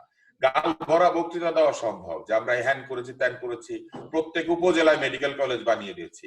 মেডিকেল কলেজ দিয়ে তো চিকিৎসা ব্যবস্থা হয় না, মেডিকেল কলেজ দিয়ে কিন্তু স্বাস্থ্য নিশ্চিত করা যায় না। অনেক ডাক্তার তৈরি করা যায়, লাখ লাখ টাকা নিয়ে প্রাইভেট মেডিকেল কলেজে ছাত্র ভর্তি করানো যায়, এবং আপনারা নিশ্চয়ই দেখেছেন যে সেই সব প্রাইভেট মেডিকেল কলেজের অনেকগুলোর কোনো মান নাই, কারণ মান নিয়ন্ত্রণের কোনো ব্যবস্থা নাই। তার ছাত্ররা আন্দোলন করছে, ছাত্রীরা আন্দোলন করছে। আমরা রাজশাহীতে একজন অত্যন্ত সম্মানিত স্পিরিচুয়াল লিডার শাহ মখদুমের নামে মেডিকেল কলেজ করে, সেখানে দেখেছে যে মালিক তার ভাইটাই সহ গিয়ে গুন্ডা পান্ডা সহ গিয়ে ছাত্রছাত্রীদেরকে প্রহার করছে। তো এই মেডিকেল কলেজ থেকে লোকে কি শিখবে? মারামারি শিখবে। তো এই যে আমরা কোনো মান নিয়ন্ত্রণের ব্যবস্থা ছাড়া মেডিকেল কলেজ তৈরি করেছি, এই যে তাকবীরকে আমি এখন প্রশ্নটা করতে চাই যে এইটাকে এইখানে টর্টের জন্য কে দায়ী হবে? এই যে মানহীন মেডিকেল কলেজ তৈরি করে জনস্বাস্থ্যকে বিপন্ন করা, মেডিকেল কলেজের মান নিয়ন্ত্রণ না করা, মেডিকেল কলেজের ছাত্রদেরকে পয়সা নিয়ে ভর্তি করে চিকিৎসা সেবা শিক্ষার যে সুযোগ সেটা ঠিক মতো না দেওয়া, এটার জন্য কে দায়ী হবে? আমাদের এখানে সবচেয়ে বড় সমস্যা হচ্ছে এই বৃহৎ ব্যক্তিদেরকে আমরা কোনো প্রশ্ন করতে পারি না, তারা আইনের ঊর্ধ্বে থেকে যান, তাদের কোনো কিছুতে দায়ী হতে হয় না। যেমন আমি খুবই এটা অন্যরকম একটা উদাহরণ হবে, তারপর আমি বলবো। আমরা দেখেছি যে আদালতে ভুল আসামি নিয়ে যাওয়ার ফলে সেই আসামি ভুল হওয়ার জন্য দীর্ঘ সময় আদালতে আটক ছিল, তার নাম জাহালম। এখন এটার জন্য এই ভুল পরিচয় দেওয়ার জন্য দায়ী হলো কে, বলা হলো যে এই ব্যাংক এবং পুলিশ। কিন্তু পরিচয়পত্র পরীক্ষা করার ব্যবস্থা নেই আদালতে, কোনটা ভুল পরিচয় আর কোনটা ঠিক পরিচয় এইটা পরীক্ষা করার ব্যবস্থা আছে আদালতে? এই প্রশ্নটা কেউ করলো না, এবং বললো না যে আদালতে যে কোনো এনআইডি থেকে শুরু করে পাসপোর্ট থেকে শুরু করে কোনো কিছু প্রদান করা হলেই যেন সেটাকে আমি সেন্ট্রাল ডেটাবেসের সঙ্গে ক্ল্যারিফাই করতে পারি, এবং আমি যেন দেখতে পারি যে যে আসামিকে আমার সামনে হাজির করা হয়েছে সেই আসামি আসলেই সেই আসামি। এখন আমরা যখন এরকম দেখি 15 বছর 20 বছর একজন ভুল আসামি আদালতে কাটিয়ে দিয়েছে, একটা ক্ষতিপূরণ দেওয়া হলো, সময়টা আপনি ফেরত দিতে পারবেন? টাকা দিয়ে কি সময়ের মূল্য হয়? হয় না। ফলে আপনি যত বড় রায় দেন, যত শত কোটি টাকায় দিয়ে দেন, আপনি যদি একজন ব্যক্তির 25 বছর থেকে শুরু করে 50 বছর বা 40 বছর পর্যন্ত যে সময়টা, সেই সময়টা একটা ভুল রায়ের কারণে কারো জেলখানায় কেটে যায়, এই এটার কেন হয়েছে? কারণ ঠিক মতো পরিচয়পত্র পরীক্ষা করার ব্যবস্থা নেই। তো একটা মোবাইল ফোন কিনতে গেলে মোবাইল ফোন যারা বিক্রি করেন সিম, তারা আমার আঙ্গুলের ছাপ পরীক্ষা করতে পারে, কিন্তু এই আঙ্গুলের ছাপ পরীক্ষা করার ব্যবস্থা কি আদালতে আছে? এখানে আদালতে তো আমাদের 2 জন আইনজীবী এখানে আছেন, আমি প্রশ্ন করলাম, আপনারা উত্তর দিতে পারবেন না, তা আমি জানি না বলে প্রশ্নটা করলাম, কিন্তু এই সিস্টেমটা নাই। তো ডিজিটাল ব্যবস্থার উপকার, এর মানে কি খালি ফুড পান্ডা অর্ডার দেওয়া আর ঘন ঘন খাবার আসা বাসায়? এটা ডিজিটালাইজেশন? অনলাইনে মেকআপ বিক্রি করা আর ইনফ্লুয়েন্সার হয়ে বিভিন্ন ধরনের হাবিজাবি জিনিস মানুষের কাছে গছিয়ে দেওয়া, এটা কি ডিজিটালাইজেশন?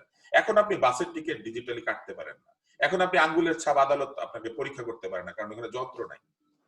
এরকম একটা অবস্থায় যদি আপনি বলেন যে আমাদের ব্যবস্থাপনা, আমি বলবো যে আমাদের ব্যবস্থাপনার বিরাট ত্রুটি আছে। এই ত্রুটি যদি ঠিক মতো সারানো না যায় তাহলে আমরা সবাই ক্ষতিগ্রস্ত হই। আজকে যখন একজন মানুষ হাসপাতালে মারা গেলে ডাক্তারকে নিয়ে প্রশ্ন উঠে, একজন মানুষ বিনা বিচারে বন্দী থাকলে আদালতের ভুল হিসেবে উপস্থাপিত হয়ে একটা শাস্তি পেয়ে গেলে বিচার ব্যবস্থা প্রশ্নবিদ্ধ হয়। তাহলে আমাদের কোনো ব্যবস্থাই তো প্রশ্নের ঊর্ধ্বে থাকছে না, সবই তো আমরা প্রশ্নবিদ্ধ করে ফেলছি। একটা সমাজে যখন সকল প্রতিষ্ঠান প্রশ্নবিদ্ধ হয় তখন ব্যবস্থাপকদের যোগ্যতা, সততা এবং তাদের দূরদৃষ্টি বা দূরদৃষ্টির যে ক্ষমতা, এই সবকিছুই প্রশ্নবিদ্ধ হয়। এটাই হচ্ছে আমার বক্তব্য। জি ভাই, আমি আবার আসবো। এবার অনেক ভাইয়ের কাছে আমরা যদি আবার মেডিকেলে ফেরত আসি, এটাও মেডিকেলের সাথে সম্পৃক্ত কিন্তু জাতীয়ভাবে বৃহদাঙ্গিকে ভাই বললেন, আমাদের দণ্ডবিধির বেশ কয়েকটা ধারায়, সেটা হচ্ছে মানে যখন নেগলিজেন্স কিংবা এরকম ভাবে অবহেলায় মৃত্যু হবে 1 থেকে 10 বছরের মতো এরকম শাস্তির বিধান আছে। এটা তাকবীর ভাই কিছুটা এখানে টাচ করে গেছেন যে আমরা কিন্তু ফৌজদারি মামলার দিকেই বেশি নজর দিই। তো মামলা 2 বার বিচার হওয়া যায় না, সেটা হচ্ছে সংবিধানে এই জায়গাতে বাড়িত আছে। তো সেই ক্ষেত্রে কিন্তু একটা খুবই ন্যূনতম 5,000 10,000 টাকা একটা অর্থদণ্ড, এবং সেটাও হচ্ছে ভুক্তভোগীকে দেয়া হবে সেটারও কোনো নিশ্চয়তা নাই। দেওয়া হয় কিন্তু এটার কোনো নিশ্চয়তা নাই। তো এই যে এই দণ্ডবিধিতে এই আইন, এবং হচ্ছে আপনার দণ্ডবিধিতে যদি আমি মামলা করে ফেলি, ফৌজদারি মামলা করে ফেলি, তাহলে সেক্ষেত্রে আমি আবার দেওয়ানি আদালতে যেতে পারছি না। তো আসলে পারছি না, where is the bar? কারণ যখন আমি একটা মামলা, when you were talking about double jeopardy, it is only about the criminal offense. Same offense cannot be tried twice. Try to understand the difference between civil liability and criminal liability. Penal code under jeta একই criminal liability. Yes, that is a criminal liability. We are talking about his crime, যে সে একটা অপরাধ করেছে, but সে তার অপরাধ করাটার জন্য যে ভিকটিমের যে ক্ষতিটা হয়েছে, that is not being tried under penal code. সেটার জন্য আমাদের সিভিল কোড অলওয়েজ রয়েছে। দিস ইজ ওয়্যার, যেটা তাকবীরও বলছিলেন, যেটা তুষার ভাই বলছিলেন, যে আমাদের জ্ঞানের একটা অভাব রয়ে যাচ্ছে। বেশিরভাগ মানুষকে কিন্তু আপনার ফেরত আসতে হয় কিংবা এই কথাটা বলে মানে আটকে দেওয়া হয় যে অ্যাবসলিউটলি ভুল কথা। এটার পরে তারপরে তারা এই করছে, এটা ভুক্তভোগী মানুষ। I understand that যে লোকজনের, but this is where the idea of tort, you see, the tort is what a civil wrong. Tort is the civil wrong. When we are talking about penal code এর মধ্যে দেওয়া হচ্ছে যে সে যদি কোনো কিছু করে তাহলে তার জন্য শাস্তি হচ্ছে। ভাই, তাকে 10 বছর জেলে রাখলেও আমার ফ্যামিলির যে ক্ষতি হচ্ছে সেই ক্ষতির ক্ষতিপূরণ কোনোদিন কেউ দিতে পারছে না। সেটা বিচার হতে হবে আলাদা আঙ্গিকে। আমাদের কনস্টিটিউশনালি বলেন বা আমরা সারা জীবন পড়েছি যে জেপার্ডি বা যেটাকে বলা হয় যে অস্ট্রোফাস কনভিক্ট, যে একই পার্সনকে সেম অফেন্সের জন্য দ্বিতীয়বার কনভিক্ট করা যাবে না। তাকে একবার ক্রিমিনাল মামলা থেকে যদি সে ছাড়া পেয়ে যায় বা তার যদি শাস্তি, দ্বিতীয়বার তাকে ওই ক্রিমিনাল মামলাতে ক্রাইম হিসেবে বিচার করা যাবে না, তার সিভিল লায়াবিলিটি তো রয়ে যাচ্ছে। এই this is where our lack of knowledge is there, and যেটার জন্য Takbir I know they are working very hard to talk to people, যে লিসেন, অর লোকজনকে জানানোর জন্য যে ভাই আপনার মারা গেছে সব বুঝলাম, তার বিচার হচ্ছে, বাট টর্ট আইনের আন্ডারে যেটা, সেটা কেন করা যাবে না এবং সেটা কেন করা হবে না। We are moving to that ইতে আস্তে আস্তে কিন্তু এটাতে বাড়ছে। আপনারা যদি ইতে দেখেন, এই যে বাসের হাত কেটে যে ছেলেটা চলে গেল জিয়াদ অর সামথিং, বা ইতে, বা ওই যে ম্যানহোলে পড়ে মারা জিয়াদ, তারপরে এরকম প্রত্যেকটা ঘটনাতেই কিন্তু আমরা শুধু সিভিল লায়াবিলিটি গুলোর জিনিসটা দেখছি, ক্রিমিনাল মামলা তাদের নামে কিন্তু এখনো চলছে। ঠিক আছে, তো দুটো কিন্তু দু জিনিস। আপনারা যেটা বলছেন আমাকে যে যদি একবার তার ক্রিমিনাল বিচার হয়ে যায়, ইয়েস, একটা সুযোগ নেয় কি, আমাদের একটা বহু পুরনো ধারণা ছিল, ইভেন জমি জমার ব্যাপারে ধরেন, জমি জমা নিয়ে আমার আর তুষার ভাইয়ের মধ্যে একটা রয়েছে, মামলা রয়েছে, সেটা একটা সিভিল মামলা। এখন ওই জমি জমা দখলের জন্য আমরা যদি নিজেদের মধ্যে মারামারি কাটাকাটি করি, তখন তো ক্রিমিনাল মামলা আলাদা হবে নাকি? তো দুটো তো আলাদা জিনিসে চলছে না, মানে একই ঘটনার জন্য কেউ একই আইনের ঘটনার ব্যাখ্যা, আমি বলছি বুঝতে আমি। পেরেছি আপনার ব্যাপারটা, কিন্তু আইনেরও এরকম ব্যাখ্যা দেন যে একই এই যে এইটাতে প্রবলেমটা হচ্ছে দুই মামলা চলতে পারে না। অ্যাবসলিউটলি ভুল ব্যাখ্যা, অ্যাবসলিউটলি ভুল ব্যাখ্যা। বিষয়টা হচ্ছে কিন্তু অনেক ভাই যেটা বুঝিয়েছেন সেটা কিন্তু আমাদের বুঝতে হবে যে একই ঘটনায় দুই ধরনের অপরাধও সংগঠিত হতে পারে। একই অপরাধকে দুইবার বিচার করা যায় না। কিন্তু ধরেন আমি একটা গাছ কেটে নিলাম, কেটে চুরি করে পালিয়ে গেলাম, এটা হচ্ছে আমি গাছটা চুরি করেছি, গাছের চুরির একটা মামলা হবে, এটা ক্রিমিনাল মামলা। সেটা একটা পরিবেশ আইনে কেন হবে না? এটা পরিবেশ আইনেও আমি মামলা করতে পারি। হ্যাঁ, পরিবেশ আইনেও হতে পারে যে আমি পরিবেশ ধ্বংস করেছি।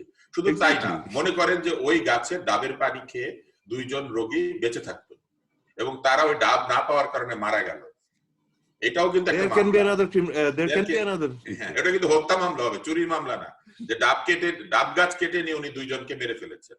So think about it that way, যে আমরা খুবই একটা পুরনো আমাদের আইডিয়া রয়েছে যেটা এখনো কোর্টে অনেক সময় ফলো করে, যে একসাথে সিভিল আর ক্রিমিনাল মামলা হলে বলে যে আচ্ছা ঠিক আছে, আগে সিভিলটা শেষ হোক, ক্রিমিনালটাকে তদন্ত আমরা স্টে করে রাখলাম, বা ক্রিমিনালটা শেষ হোক, সিভিলটাকে তদন্ত স্টে করে রাখলাম। দিস ইজ ওয়্যার দ্য আমাদের যারা জুডিশিয়ারিতে রয়েছেন বাইতে, যে না, এই দুটো সম্পূর্ণ দুই জিনিসের লায়াবিলিটি আমরা চিন্তা করছি, আপনাদের দুটোই একসাথে চালানোর কোনো অসুবিধা নেই। এটা আমাদেরকে আস্তে আস্তে লোকজনকে এডুকেট করতে হবে। যেমন ধরেন আমাদের এখানে দুইজন আইনজীবী আছেন, এখন রোগী বেশি, সেই জন্য হাসপাতাল লাগবে, কিন্তু দেখেন এই দাবিটা উঠে না যে আদালতে বিচার প্রার্থী অনেক, সেই জন্য আরো বেশি আদালত লাগবে। ও আমরা কিন্তু এটা করে যাচ্ছি, এই দাবিটা উঠছে। হ্যাঁ, এই দাবিটা অনেক দিন ধরে আমাদের রয়েছে, আপনারা করছেন, কিন্তু আপনি আমাদের নিজেরাই করছি। হ্যাঁ, আপনারা করছেন, কিন্তু পত্র পত্রিকায় কোথাও কিন্তু আপনি এটা উঠতে দেখবেন না ওইভাবে, যে আমাদের আরো আদালত দরকার, কারণ অনেক বেশি বিচার প্রার্থী তৈরি হয়ে গেছে। আমি আপনাকে জাস্ট একটা ছোট্ট আইডিয়া দিই। আমরা গত বছর একটা হিসাব করেছিলাম যে যদি গত বছরের জুন মাসে পর থেকে নতুন কোনো মামলা কখনো ফাইল না করা হতো, এখন যেগুলো আছে এই কারেন্ট যে আমাদের জুডিশিয়ারির নাম্বার অফ জাজেস আছেন, হাইকোর্ট, লোয়ার কোর্ট সবকিছু মিলিয়ে এই মামলাগুলো শেষ হতে কারেন্ট স্পিডে যদি যাওয়া হতো, আমাদেরকে অপেক্ষা করতে হবে 2065 সাল পর্যন্ত। সেটা তো খুবই মানে এটা একদম এক্স্যাক্টলি হিসাব করে আমরা করছিলাম যে একটা মামলা যদি ফাইল না হয়, এর মধ্যে কত মানুষের মৃত্যু ঘটবে, কত মানুষের জীবনে 2065 আমরাই বেঁচে থাকবো না কেউ। আদালতে যিনি বিচার করছেন তিনিও হয়তো বেঁচে থাকবেন না। এক্স্যাক্টলি। মুশকিলটা কোথায় দেখেন, যে পত্র পত্রিকা সেইটা নিয়ে ওইভাবে জোরালো ভাবে কথা বলে না। কেন জানেন? কারণ এইটা বিক্রি হবে না, কিন্তু ডাক্তারের না থাকার কারণে রোগী মারা গেছে এটা বললে খুব দ্রুত এই পত্রিকার সংবাদ। তুষার ভাইয়ের কাছে আমার একটা প্রশ্ন ছিল, একবার একটা মামলা এসেছিল আমার কাছে, দ্যাট ইজ যে গ্রামে উপজেলা হেলথ কমপ্লেক্সে সাপ কামড় দিয়েছে, সাপে কামড় রেখে নিয়ে গিয়েছে, ওখানে ডাক্তার ঠিক মতন মানে তার কাছে জিনিসও ছিল না, অ্যান্টিডোট বা সামথিং যেগুলো থাকার কথা, প্লাস সেও জানতো না। সে বলছে যে এখানে আমার এটা তো হবে না, জেলার হসপিটাল নিয়ে যান, যেতে ওখানে মারা গেছে। তারা ফিরে এসে ডাক্তারকে ইচ্ছা মতন মানে যেটাকে বলে যে বানানো হয়েছে আর কি। ডাক্তারের এখন কোয়েশ্চেন হচ্ছে যে আমি এখন কোথায় যাই কি করতে পারবো, আমি তার ওই উপজেলাতেও থাকতে পারতেছি না, কোনো কিছু করতে পারতেছি না। সো এই যে অ্যান্টিডোট, একটা হতে পারে যে সে জানে না কোনটা অ্যান্টিডোট দিতে হবে, that is a different thing, but antidote কি প্রত্যেকটা উপজেলাতে বা প্রত্যেকটা জেলাতে থাকে প্রত্যেক রকমের সাপের জন্য? না, সবসময় থাকে না। এটা হচ্ছে একটা, দুই হচ্ছে যে অ্যান্টিডোট দেওয়ার আগে সাপটাকে আইডেন্টিফাই করতে হয়, এক্স্যাক্টলি। এবং এই সাপটা আইডেন্টিফাই করার বিষয়টা কিন্তু খুবই গুরুত্বপূর্ণ, কেননা এক এক ধরনের সাপের বিষ এক একটা এক এক টক্সিক রকমের। থাকবে। কোনোটা হিমোটক্সিক, কোনোটা নিউরোটক্সিক, কোনোটা আপনার রক্তের উপরে ক্ষতি করে, রক্তকে আরেকটা ধ্বংস করে নার্ভের দেয়, উপরে করে। আর কোনোটা নার্ভের উপরে কাজ করে। এটা একটা ব্রড ক্লাসিফিকেশন। এর মধ্যে আবার নিউরোটক্সিসিটিটা কি পদ্ধতিতে হচ্ছে, হিমোটক্সিসিটিটা কি পদ্ধতিতে হচ্ছে, তার উপর নির্ভর করে অ্যান্টিডোটের বিষয়টা। এবং সেটাই, অ্যান্টিডোট কিন্তু সংরক্ষণেরও বিষয় আছে। অ্যান্টিডোট কিন্তু শুধু থাকলেই হবে না, অ্যান্টিডোট রাখার জন্য সেই ফ্রিজ, সেই ব্যবস্থা এটা থাকতে হবে। এবং অ্যান্টিডোট যে ফ্রিজে বা যেখানে আমি রাখবো, এটা ঘন ঘন তো আমি খুলবো না। টিকার ফ্রিজ এবং অ্যান্টিডোটের ফ্রিজ আমি ঘন ঘন খুলবো না, কিন্তু ধরেন আমার আরেকটা ফ্রিজ থাকতে হবে যেটা আমার ঘন ঘন খুলতে হয়, যেটা এগুলো কি ধরেন আমি, আদৌ রয়েছে আমাদের? না এগুলো আমাদের নাই। আমাদের আছে, কিন্তু আপনি সেটা অপ্রতুল এবং অনেক ক্ষেত্রে থাকে না। অ্যান্টিডোটের সরবরাহ সব জায়গাতে থাকে না। আবার অনেক সময় হতে পারে যে যে জায়গাতে একটা সাপ বেশি পরিমাণে পাওয়া যায় সেই সাপের বিষের অ্যান্টিডোট আছে, কিন্তু অন্য যে সাপ সেইটারটা নাই, এটা হয়। এবং অ্যান্টিডোট কিন্তু খুব সহজে অ্যাভেলেবল না, সাপের অ্যান্টিডোট সহজে অ্যাভেলেবল না। ফলে অনেক উপজেলার হাসপাতালে কিন্তু সাপের কামড়ের চিকিৎসা করা সম্ভব হয় না, সম্ভব না। তার মধ্যে হচ্ছে ডাক্তারের এই বিষয়ে যথেষ্ট অভিজ্ঞতা থাকতে হবে। আপনি যদি বছরে একটা বা দুইটা কেস এরকম পান, তাহলে কিন্তু সেই ডাক্তারের পক্ষে চিকিৎসা দেওয়াটা অনেক কঠিন হয়ে যায়, কারণ সে তো এই রোগীগুলোকে সহজে পায়ও না, বা এই রোগীর চিকিৎসা তার পক্ষে ডিফিকাল্ট হয়ে যায়, এবং আইডেন্টিফাই করাও ডিফিকাল্ট হয়ে যায়। সাপের আইডেন্টিফিকেশনটা কিন্তু খুবই জরুরি, এটা সবসময় সম্ভব হয় না। এর বাইরে আরো বিষয় রয়েছে। অ্যান্টিডোট দেওয়ার যে প্রক্রিয়া, সেটা এক এক সাপের বেলায় এক এক রকম। কতক্ষণ ধরে আপনি দিবেন, কত সময় ধরে দিবেন, কয়বার দিবেন, কিভাবে দিবেন, এই বিষয়গুলি রয়েছে। এবং তারপরেও কথা থাকে, সাপে বিষে আক্রান্ত যিনি, তিনি কোন অবস্থায় আপনার কাছে এসেছেন। ওই সময় যদি তার আইসিইউ প্রয়োজন থাকে, বা ওই সময় যদি তার কৃত্রিম ভাবে শ্বাস প্রশ্বাস চালু রাখার প্রয়োজনীয়তা থাকে, সেটা তো কোনো উপজেলা হাসপাতালেই নাই। তো সেই সব কারণে অনেক ক্ষেত্রেই দেখা যায় যে সাপের বিষের চিকিৎসা করাটা কঠিন হয়। আরো ব্যাপার আছে, অধিকাংশ সময় দেখা যায় যে আত্মীয় স্বজনরা আগে ওঝা ডাকে, এবং ওঝা যখন ব্যর্থ হয় তখন ডাক্তারের কাছে নিয়ে আসে।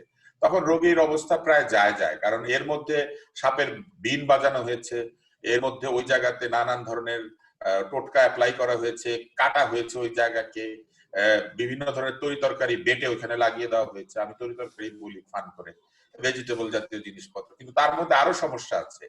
আমাদের একটা প্রচলিত ধারণা আছে যে সাপ কাটলে আপনি সাপের বাঁধার জায়গাটাকে বেঁধে ফেলবেন, বেঁধে রাখতে হবে, কিন্তু কতক্ষণ বেঁধে রাখবেন এবং কতক্ষণ পর পর খুলবেন, কারণ রক্ত সরবরাহ যদি আপনি বন্ধ করে দেন ওই জায়গাটার, তাহলে দেখা যায় যে সাপের বিষে আপনি মরলেন না, কিন্তু জায়গাটাতে গ্যাংগ্রিন হয়ে গেল।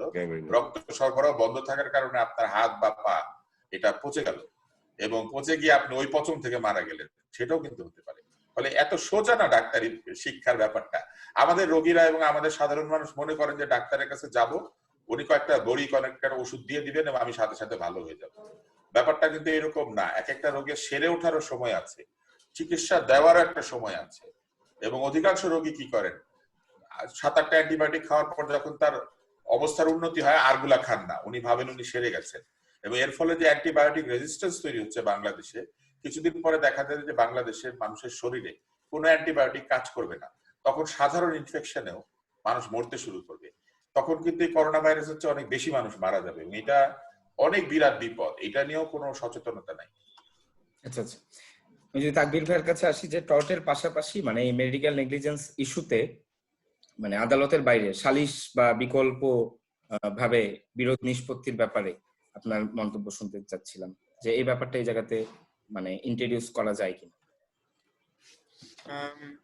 জি, ডেফিনেটলি যায়। আমার কথা হচ্ছে যে আমরা যেটা দেখি যে টর্ট আইন না থাকার কারণে সালিশ কিন্তু হয় একটা টাকার পরিমাণের জন্য, কিন্তু ওই টাকাটা দেওয়া হয় ফৌজদারি মামলা পরিত্যাগ করার জন্য। তো যেটা হচ্ছে যে অপরাধকারীও জানে যে তার বিরুদ্ধে ক্ষতিপূরণের মামলা যদি করা হয় দেওয়ানি আদালতে, তাহলে বছরের পর বছর চলবে।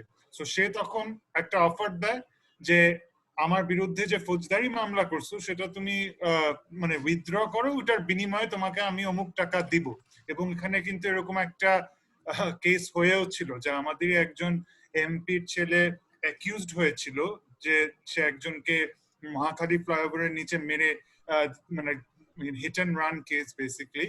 তারপর কিন্তু নিউজেই এসে অ্যানাউন্স করা হয় যে সেই ব্যক্তির পরিবারকে আমরা কিছু টাকা দিয়েছি, এর জন্য তারা ফৌজদারি মামলাটা পরিত্যাগ করছে।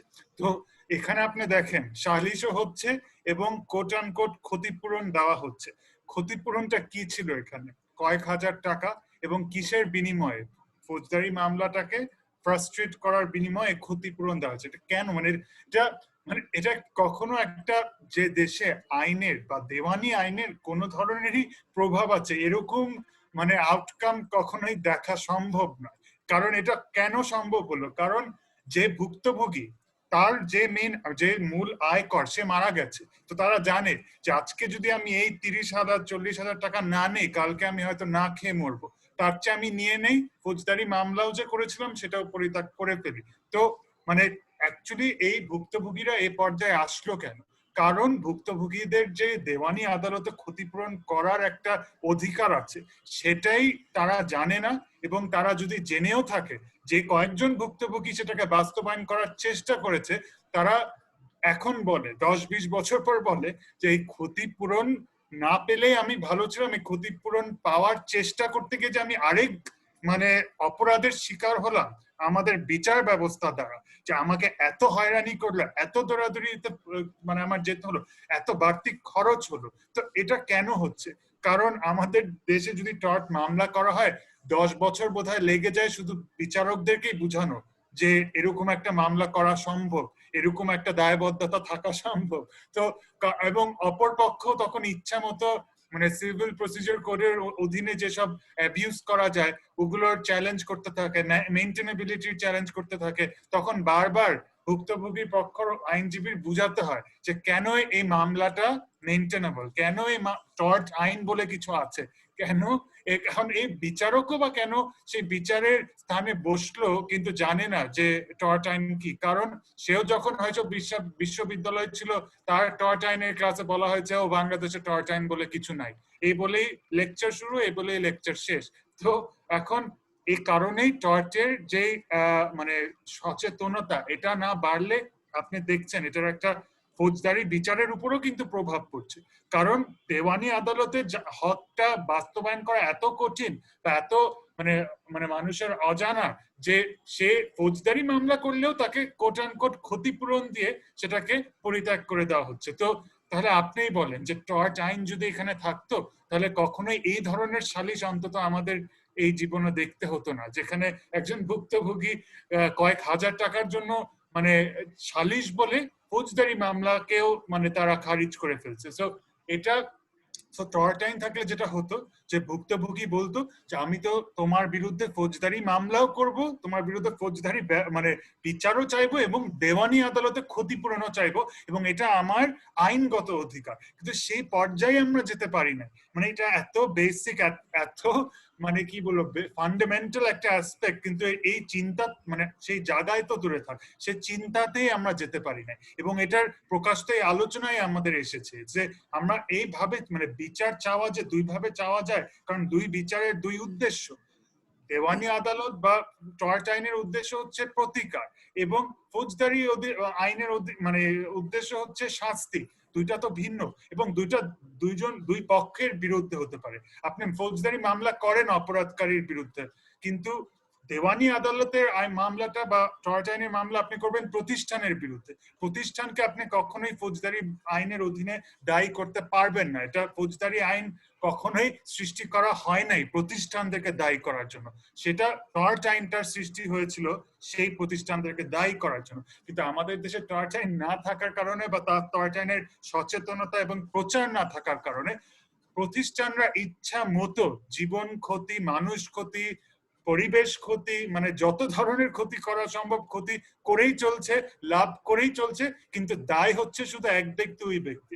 একটা প্রতিষ্ঠানের ড্রাইভারের দায় হচ্ছে, একটা নিম্ন আয়ের কর্মকর্তার দায় হচ্ছে। কিন্তু যেই প্রতিষ্ঠান হাজার কোটি টাকার পর হাজার কোটি টাকা লাভ করে যাচ্ছে মানুষকে ক্ষতি করে, পরিবেশকে ক্ষতি করে, সেই প্রতিষ্ঠানের কোনো দায় হচ্ছে না। কারণ আমরা টর্ট আইন কি সেটা এখন পর্যন্ত মানে আমাদের মানে আমি তো জনগণকে কি দোষ দিব, আমাদের বিচারকরাই সেটা বুঝে ওঠেনি। তো আমি কি মুখে বলবো যে জনগণ কেন বুঝলো না? যদি আমাদের বিচারকরাই টর্চার না বুঝে, তাহলে তো আমি ডেফিনেটলি জনগণকে দোষ দিতে পারছি না না বুঝার কারণে। তার মানে আমাদের শুধু আইনি বিশ্ববিদ্যালয়ে এই প্রচারটা করতে হবে না, একদম জনগণের মধ্যে এই প্রচারটা করতে হবে। যখনই আমরা বিচারের কথা বলছি, শুধু যেন থানা এবং ফৌজদারি মামলা বা ফাঁসি বা সাজা এসব না ভাবি, আমরা যাতে ভাবি যে বিচার মানে ভুক্তভোগীকে প্রতিকার দেওয়াও কিন্তু বিচারের একটা খুবই বড় অংশ।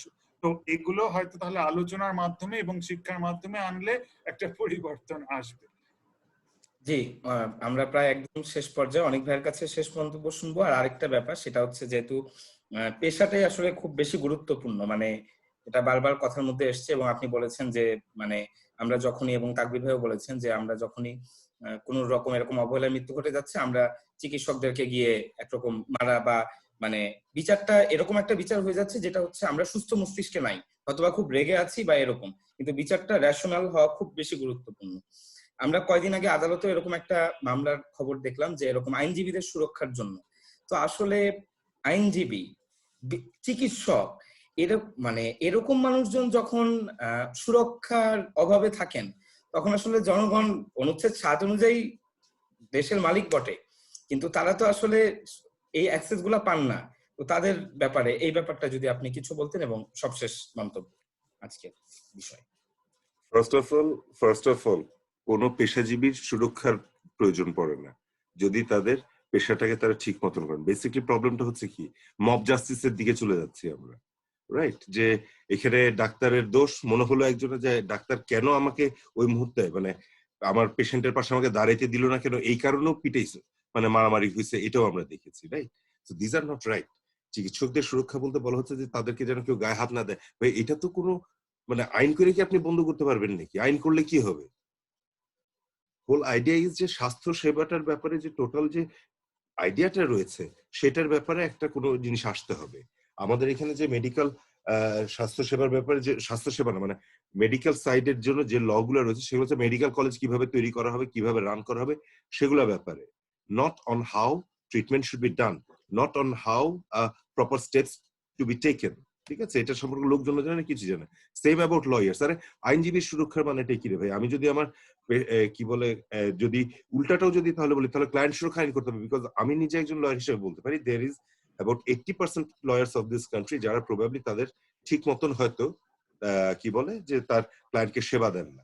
তাদের নামে কেন সু করা যায় না? বিকজ আমাদের একটা আইনে বলা আছে যে আইনজীবীদেরকে কি করা যায় না, let there be negligence for doctors for lawyers, যেটা টর্টের কথা বলা হচ্ছে। এই জিনিসটা যদি চলে আসে, আপনি যদি প্রপার সার্ভিস না দিতে পারেন, he will have the right two সু ইউ। এখানে চেইন অফ কজেশন দেখতে হবে তখন, যে কিভাবে আসলেই কি আমার দোষে হয়েছে না কার দোষে হয়েছে, সবকিছুকে যদি দেখে এটাকে যদি প্রপার কি বল প্র্যাকটিসের আন্ডার, আইনের আন্ডারে আনা যায়, তাহলে এই আইনজীবী সুরক্ষা বলেন, ডাক্তারের সুরক্ষা বলেন, কোনো কিছুই লাগবে না। তখন আমার মাথায় থাকবে যে আচ্ছা ঠিক আছে, there is this whole thing যেটা আমাকে মেনটেন করতে হবে, আমি এটার বাইরে গেলে আই ক্যান বি সুড। বাংলাদেশে কোনো ডাক্তারের তার প্র্যাকটিসের ব্যাপারে ইন্স্যুরেন্স নাই, কোনো লয়ার তার প্র্যাকটিসের ব্যাপারে ইন্স্যুরেন্স করে না।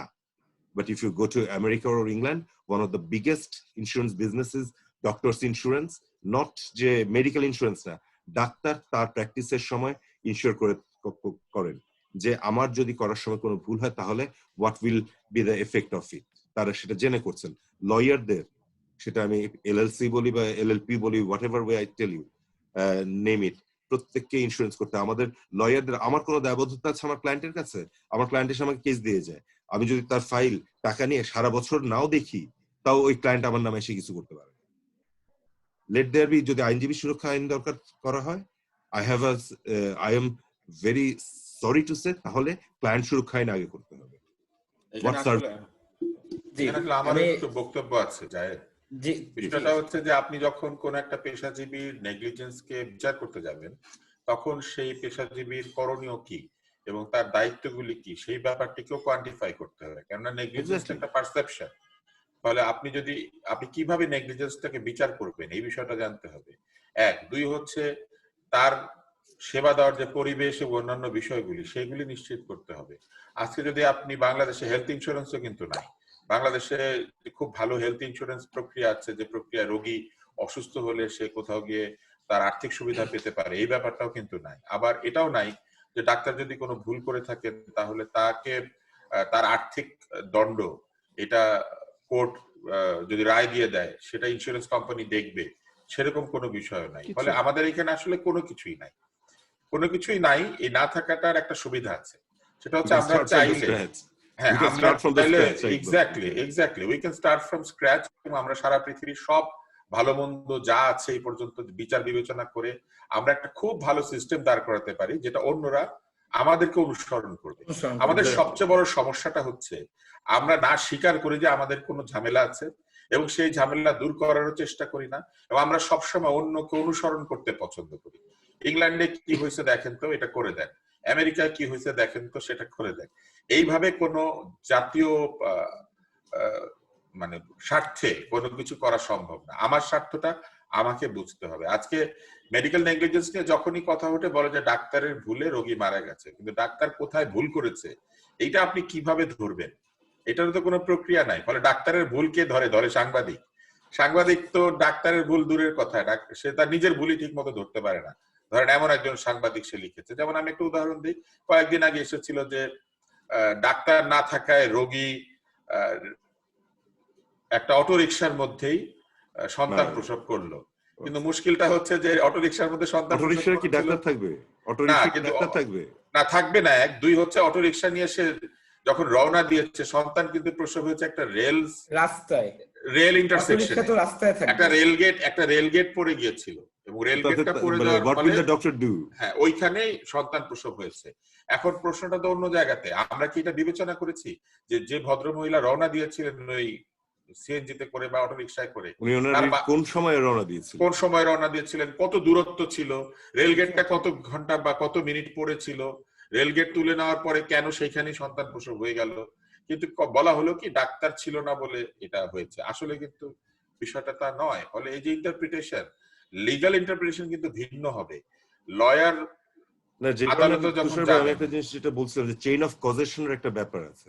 হ্যাঁ, এবং এই বিষয়গুলি আমরা জানি এটাতে প্রত্যেকটার আপনার একটা কার্যকারণ সম্পর্ক দেখে তারপরে করতে হবে, এবং এই কার্যকারণ সম্পর্ক করতে গেলে কার কি দায়িত্ব সেটা আগে আমাদের নির্ধারণ। এবং এখানে আমাদের একটা প্রবণতা আছে, আপনি দেখবেন যে যে কোনো কিছুতে আমাদের এখানে একটা প্রবণতা আছে যে আগে কাজটা বন্ধ করে দাও পরে বিচার হবে। ফলে যে স্যাংশন এবং স্টে অর্ডার এই জিনিসগুলি দেওয়ার ক্ষেত্রে আমার কাছে মনে হয় যে বিচারকদের অনেক সতর্ক হতে হবে। মনে করেন একটা আর্থিক প্রতিষ্ঠান, সেখান থেকে কেউ টাকা চুরি করেছে, আপনি পুরো আর্থিক প্রতিষ্ঠানের সকল লেনদেন বন্ধ করে দিয়েছেন, কিন্তু আবার সেই আর্থিক প্রতিষ্ঠানে আপনি একজন প্রশাসকও বসিয়েছেন। তা আপনি প্রশাসক বসালেন কেন যদি লেনদেনই বন্ধ করে দিবেন? ক্ষতিগ্রস্ত কে হচ্ছে? ওই আর্থিক প্রতিষ্ঠানের যারা ক্লায়েন্ট তারা ক্ষতিগ্রস্ত হয়েছে। যে চোর সে টাকা চুরি করে কিন্তু বাসায় বসে আছে, আর আর্থিক প্রতিষ্ঠানটা বন্ধ থাকার কারণে ক্ষতিগ্রস্ত কে হচ্ছে? যার ওই প্রতিষ্ঠানের সঙ্গে লেনদেন আছে। যারা ঋণ নিয়েছিল তারা ঋণ শোধ করতে পারছে না কারণ ব্যাংক অ্যাকাউন্ট ফ্রিজ, আর যারা ঋণ নেবে তারা কোনো ঋণও নিতে পারছে না, বা যারা একটা ইন্টারেস্ট পেত তারাও পাচ্ছে না, এর কারণ হচ্ছে bank account freeze.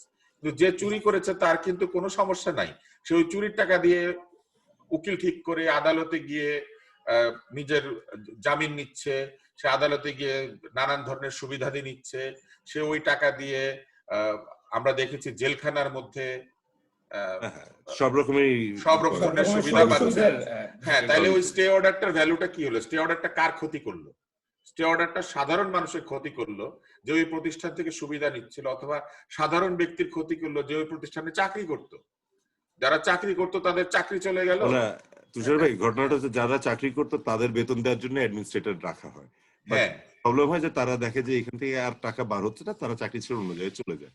So there is this, কি বলবো, একটা this is a never ending vicious cycle. এই যে স্টে অর্ডার দিলে একটা জবাবদিহিতা থাকা উচিত, যে স্টে অর্ডার দেওয়ারও কিন্তু টর্ট আছে। আসলে আপনি স্টে অর্ডার দেওয়ার ফলে বহু মানুষ যদি ক্ষতিগ্রস্ত হয়, আমি একটা সাধারণ উদাহরণ দেই, কিছু লিজিং কোম্পানি বন্ধ করা হয়েছে। একদম স্ট্রেট নাম ধরেই বলি, পিপলস লিজিং কোম্পানি, যে চুরি করে কানাডায় যেয়ে বসে রয়েছে। হ্যাঁ, ওখানে তাকে নিয়েছিল, তাদের বিপদে পড়ে আছে তারা। হ্যাঁ, তো তাকে যে চলে যেতে দিল, সে যে চুরি করতে পারলো, তারা আদালতে কিন্তু ওই টাকা দিয়েই লড়াই করবে। আর যাদের কষ্টের পয়সা ওইখানে ছিল তারা তো সেটা পাচ্ছেই না, প্রতিষ্ঠানটাও বন্ধ, এবং সেই প্রতিষ্ঠানটাকে বেইল আউট করার তো কোনো নির্দেশ নাই। আদালত যদি নির্দেশ দেয়, এই নির্দেশও আদালতের দেওয়া উচিত সরকারের প্রতি, যে প্রতিষ্ঠানকে বেইল আউট করো, সাধারণ মানুষের স্বার্থ রক্ষা করো। আদালত কেন? আদালত সাধারণ মানুষের স্বার্থ রক্ষা করার জায়গা। স্টে অর্ডারের সুযোগে কোনো হালদার বা মালদারকে বিদেশে থাকতে দেওয়ার জায়গা তো না, কিন্তু সেটা হচ্ছে, এবং এইটাই হচ্ছে কিন্তু আমাদের উল্টো ইও রয়েছে। যদি দেখেন ওই যে যখন বিসিআইসি ব্যাংক পুরো ওয়ার্ল্ড ওয়াইড হয়ে গেল, বাংলাদেশ কিন্তু এটাকে ইস্টার্ন ব্যাংক হিসেবে ই করে আসতে, এখন it's still going on, and eastern still going on and it is one of the very good one of the banks. big very good banks. So A very মানে good উল্টাইও bank. আছে যে যখন when there was good effort and initiative, তখন ওটাকে bell out করে ওটাকে আবার ঠিক মতো এবং ঘটনাটা কি? ঘটনাটা তো আমরা Structure করে এরশাদ করেছে। সাহেবকে অনেক গালিগালাজ করি, কিন্তু এটা কিন্তু এরশাদ সাহেবের কৃতিত্ব। Exactly, that is one of his biggest achievement I would say, যে তখন বিসিআইসি ব্যাংকে পুরো লোকজনের রাস্তায় মাঠে নেমে কান্নাকাটি করা শুরু করে দিয়েছিল, and he took that initiative and with the courts help he did that. So এবং এখন ডাক্তারদের একটা বিরাট স্বার্থ ক্ষতিগ্রস্ত হচ্ছে একটা স্টে অর্ডারের কারণে। সেটা হচ্ছে যারা ডাক্তার না, যাদের ডাক্তারি ডিগ্রি নাই এবং যারা ডাক্তার হিসেবে রেজিস্ট্রেশন প্রাপ্ত না, তারা বাংলাদেশের বিভিন্ন জায়গায় চিকিৎসা দিচ্ছেন। একটা নির্দেশ আছে যে পেশাগত কোনো হয়রানি এই লোকগুলিকে করা যাবে না, এরকম একটা নির্দেশ আছে।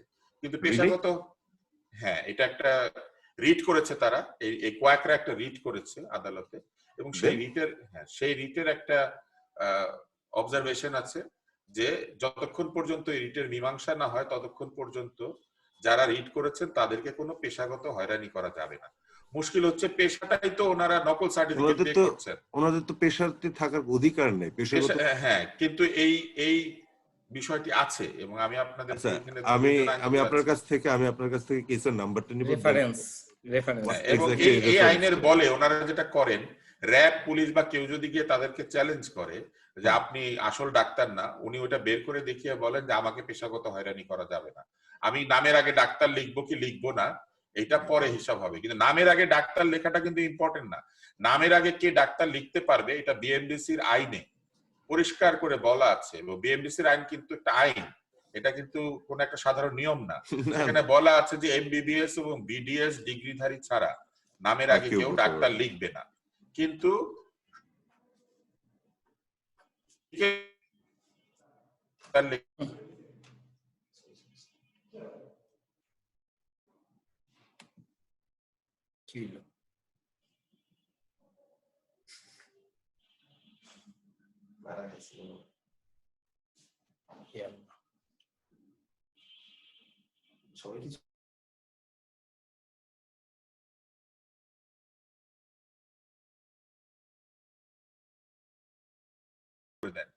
এই জিনিসটা কিন্তু, এই সুযোগটা তৈরি হচ্ছে স্টে অর্ডারের কারণে। That is absolutely wrong. That is absolutely wrong. Zad, bhaiya, I will request you. আমি এই যে তাকবীর রেফারেন্সটা নিয়ে please do give it to me. জি আমি পৌঁছে দিব। We can take some step about that.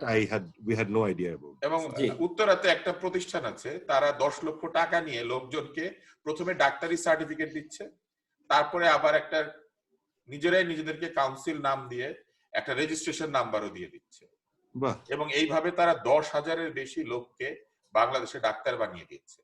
I will talk to you about that, Tushar, and we will definitely do something to stop that. I had no idea. ধন্যবাদ অনিক ভাই। একদম শেষে যে আমি আসলে তুষার ভাই একটা প্রশ্ন রেখেছিল, ওগুলোকে যদি সংক্ষেপে বলি। উনি কিছু উদাহরণ দিয়েছিল যেখানে ডাক্তার বাদে অনেকদেরই মানে অবহেলার কারণে কারো একজনের মৃত্যু অবশ্যই হলো, মানে হাসপাতাল পৌঁছানোর পর। তো আসলে টর্চ আইনের এটাই বড় একটা মানে গুণ, যে এখানে কিন্তু কোনো সীমাবদ্ধ তালিকা না যে এদেরকেই শুধু দায়বদ্ধ করা যাবে। মানে এখানে বলা হচ্ছে যে কোনো ব্যক্তি বা প্রতিষ্ঠান তার যদি অবহেলার কারণে কেউ কোনোভাবে ক্ষতিগ্রস্ত হয় বা তাহলেই তাকে দায়ী করা যাবে। এর জন্যই কিন্তু আমি টর্চ আইনের উপর এত জোর দিচ্ছি, কারণ এখানে এটাকে আসলে মানে আমরা যেটা বাংলা টর্চ বলে বাংলায় কোনো শব্দ নাই, যদি মানুষকে সচেতনতার জন্য অন্য কিছু নাম দিতে হয় তাহলে আমি বলবো এটা বলা উচিত দায়বদ্ধতা আইন। কারণ এখানে আসলে এটার উদ্দেশ্যই হচ্ছে যে আপনি এত সতর্ক হতে হবে যে আপনার কাজ মানে আপনি জীবন যাপন করতে গিয়ে যাতে কাউকে কোনোভাবে ক্ষতিগ্রস্ত না করেন, যদি করেন তাহলে আপনার বিরুদ্ধে একটা দায়বদ্ধতার সৃষ্টি হবে। আপনার ওই দায়িত্বর মানে কনসেপ্টটা সৃষ্টি করার জন্য হয়তো আমরা টর্চ আইনকে দায়বদ্ধতা আইনও বলতে পারি, কারণ এটার মূল উদ্দেশ্যই হচ্ছে এই ধরনের দায়বদ্ধতা সৃষ্টি করা। এবং উনি বোধহয় আরেকটা প্রশ্ন রেখেছিল, যে নানান ধরনের যে প্রোডাক্ট সেল হচ্ছে অনলাইন, ওগুলোর কিছু ধরনের প্রতিকার আছে আমাদের ভোক্তা অধিকার আইনে, কিন্তু ওটা নিয়েও খুব একটা প্রচার নেই এবং বাস্তবায়ন করা হচ্ছে না। তো ওখানেও অফকোর্স টর্চ আইনের কিছু ভূমিকা আছে।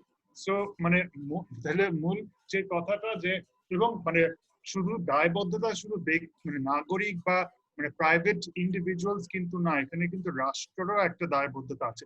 এটাও কিন্তু টর্চ আইনের আরেকটা গুণ, কারণ উনি কিছু উদাহরণ দিয়েছিল যেখানে রাষ্ট্রীয় কর্মকর্তাদের অবহেলার কারণে নানান ধরনের ক্ষতি হচ্ছে, তো উনাদেরও কিন্তু কিছু দায়ী হবে, কারণ কেউ টর্চ আইন থেকে মুক্ত নয়। বরঞ্চ ইন্ডিয়ায় একটা সভারেন ইমিউনিটি বলে একটা কনসেপ্ট আছে তাদের সংবিধানে, যেটার কারণে রাষ্ট্রীয় কর্মকর্তার বিরুদ্ধে কোনো ধরনের মানে দেওয়ানি দায়বদ্ধতার সৃষ্টি করার বাধা আছে। আমাদের দেশে কিন্তু সেটা নেই। না, তাকবীর, আমাদের প্রত্যেকটাতে কিন্তু প্রত্যেকটা আইনের মধ্যে একটা দেওয়া থাকে যে সরল এক্স্যাক্টলি, কেউ যদি সরল বিশ্বাসে কোনো কাজ করে থাকেন তাহলে তাকে এখানে দেওয়া যাবে না। That is why the point is যে সরল বিশ্বাস and tort are two different things. ওখানেও কিন্তু ডিফারেন্সিয়েটটা করার প্রয়োজন। আমাদের দেশের সবাই ওইটার সুযোগ নিতে চায় যে আমি তো এটা গুড ফেইথে করেছি, but good faith doesn't mean that you are not negligent. You can be faith and you can be negligent at the same time.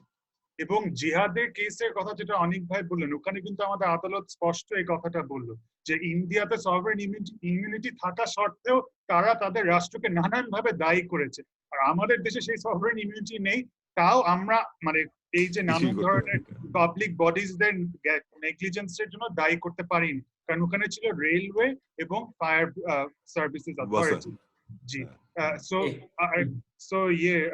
Good ফেথের কথাটা হচ্ছে যে টর্চ আইনের মূল গুণ আবারও এখানে, যেখানে আপনার ফেথ নিয়ে কথা হবে না, এখানে আপনার কন্ডাক্ট, আপনার যে মানে কাজের মানটা কি ছিল, স্ট্যান্ডার্ড অফ কেয়ার, আপনি কি একটা মানে যেটাকে বলা হয় reasonable person test, did you behave reasonably or not. এখানে আপনার গুড ফেথ কোনো মানে বিষয় না, এখানে বিষয় হচ্ছে আপনার থেকে যেটা আশা করা যেত as a reasonable person, did you do that or not.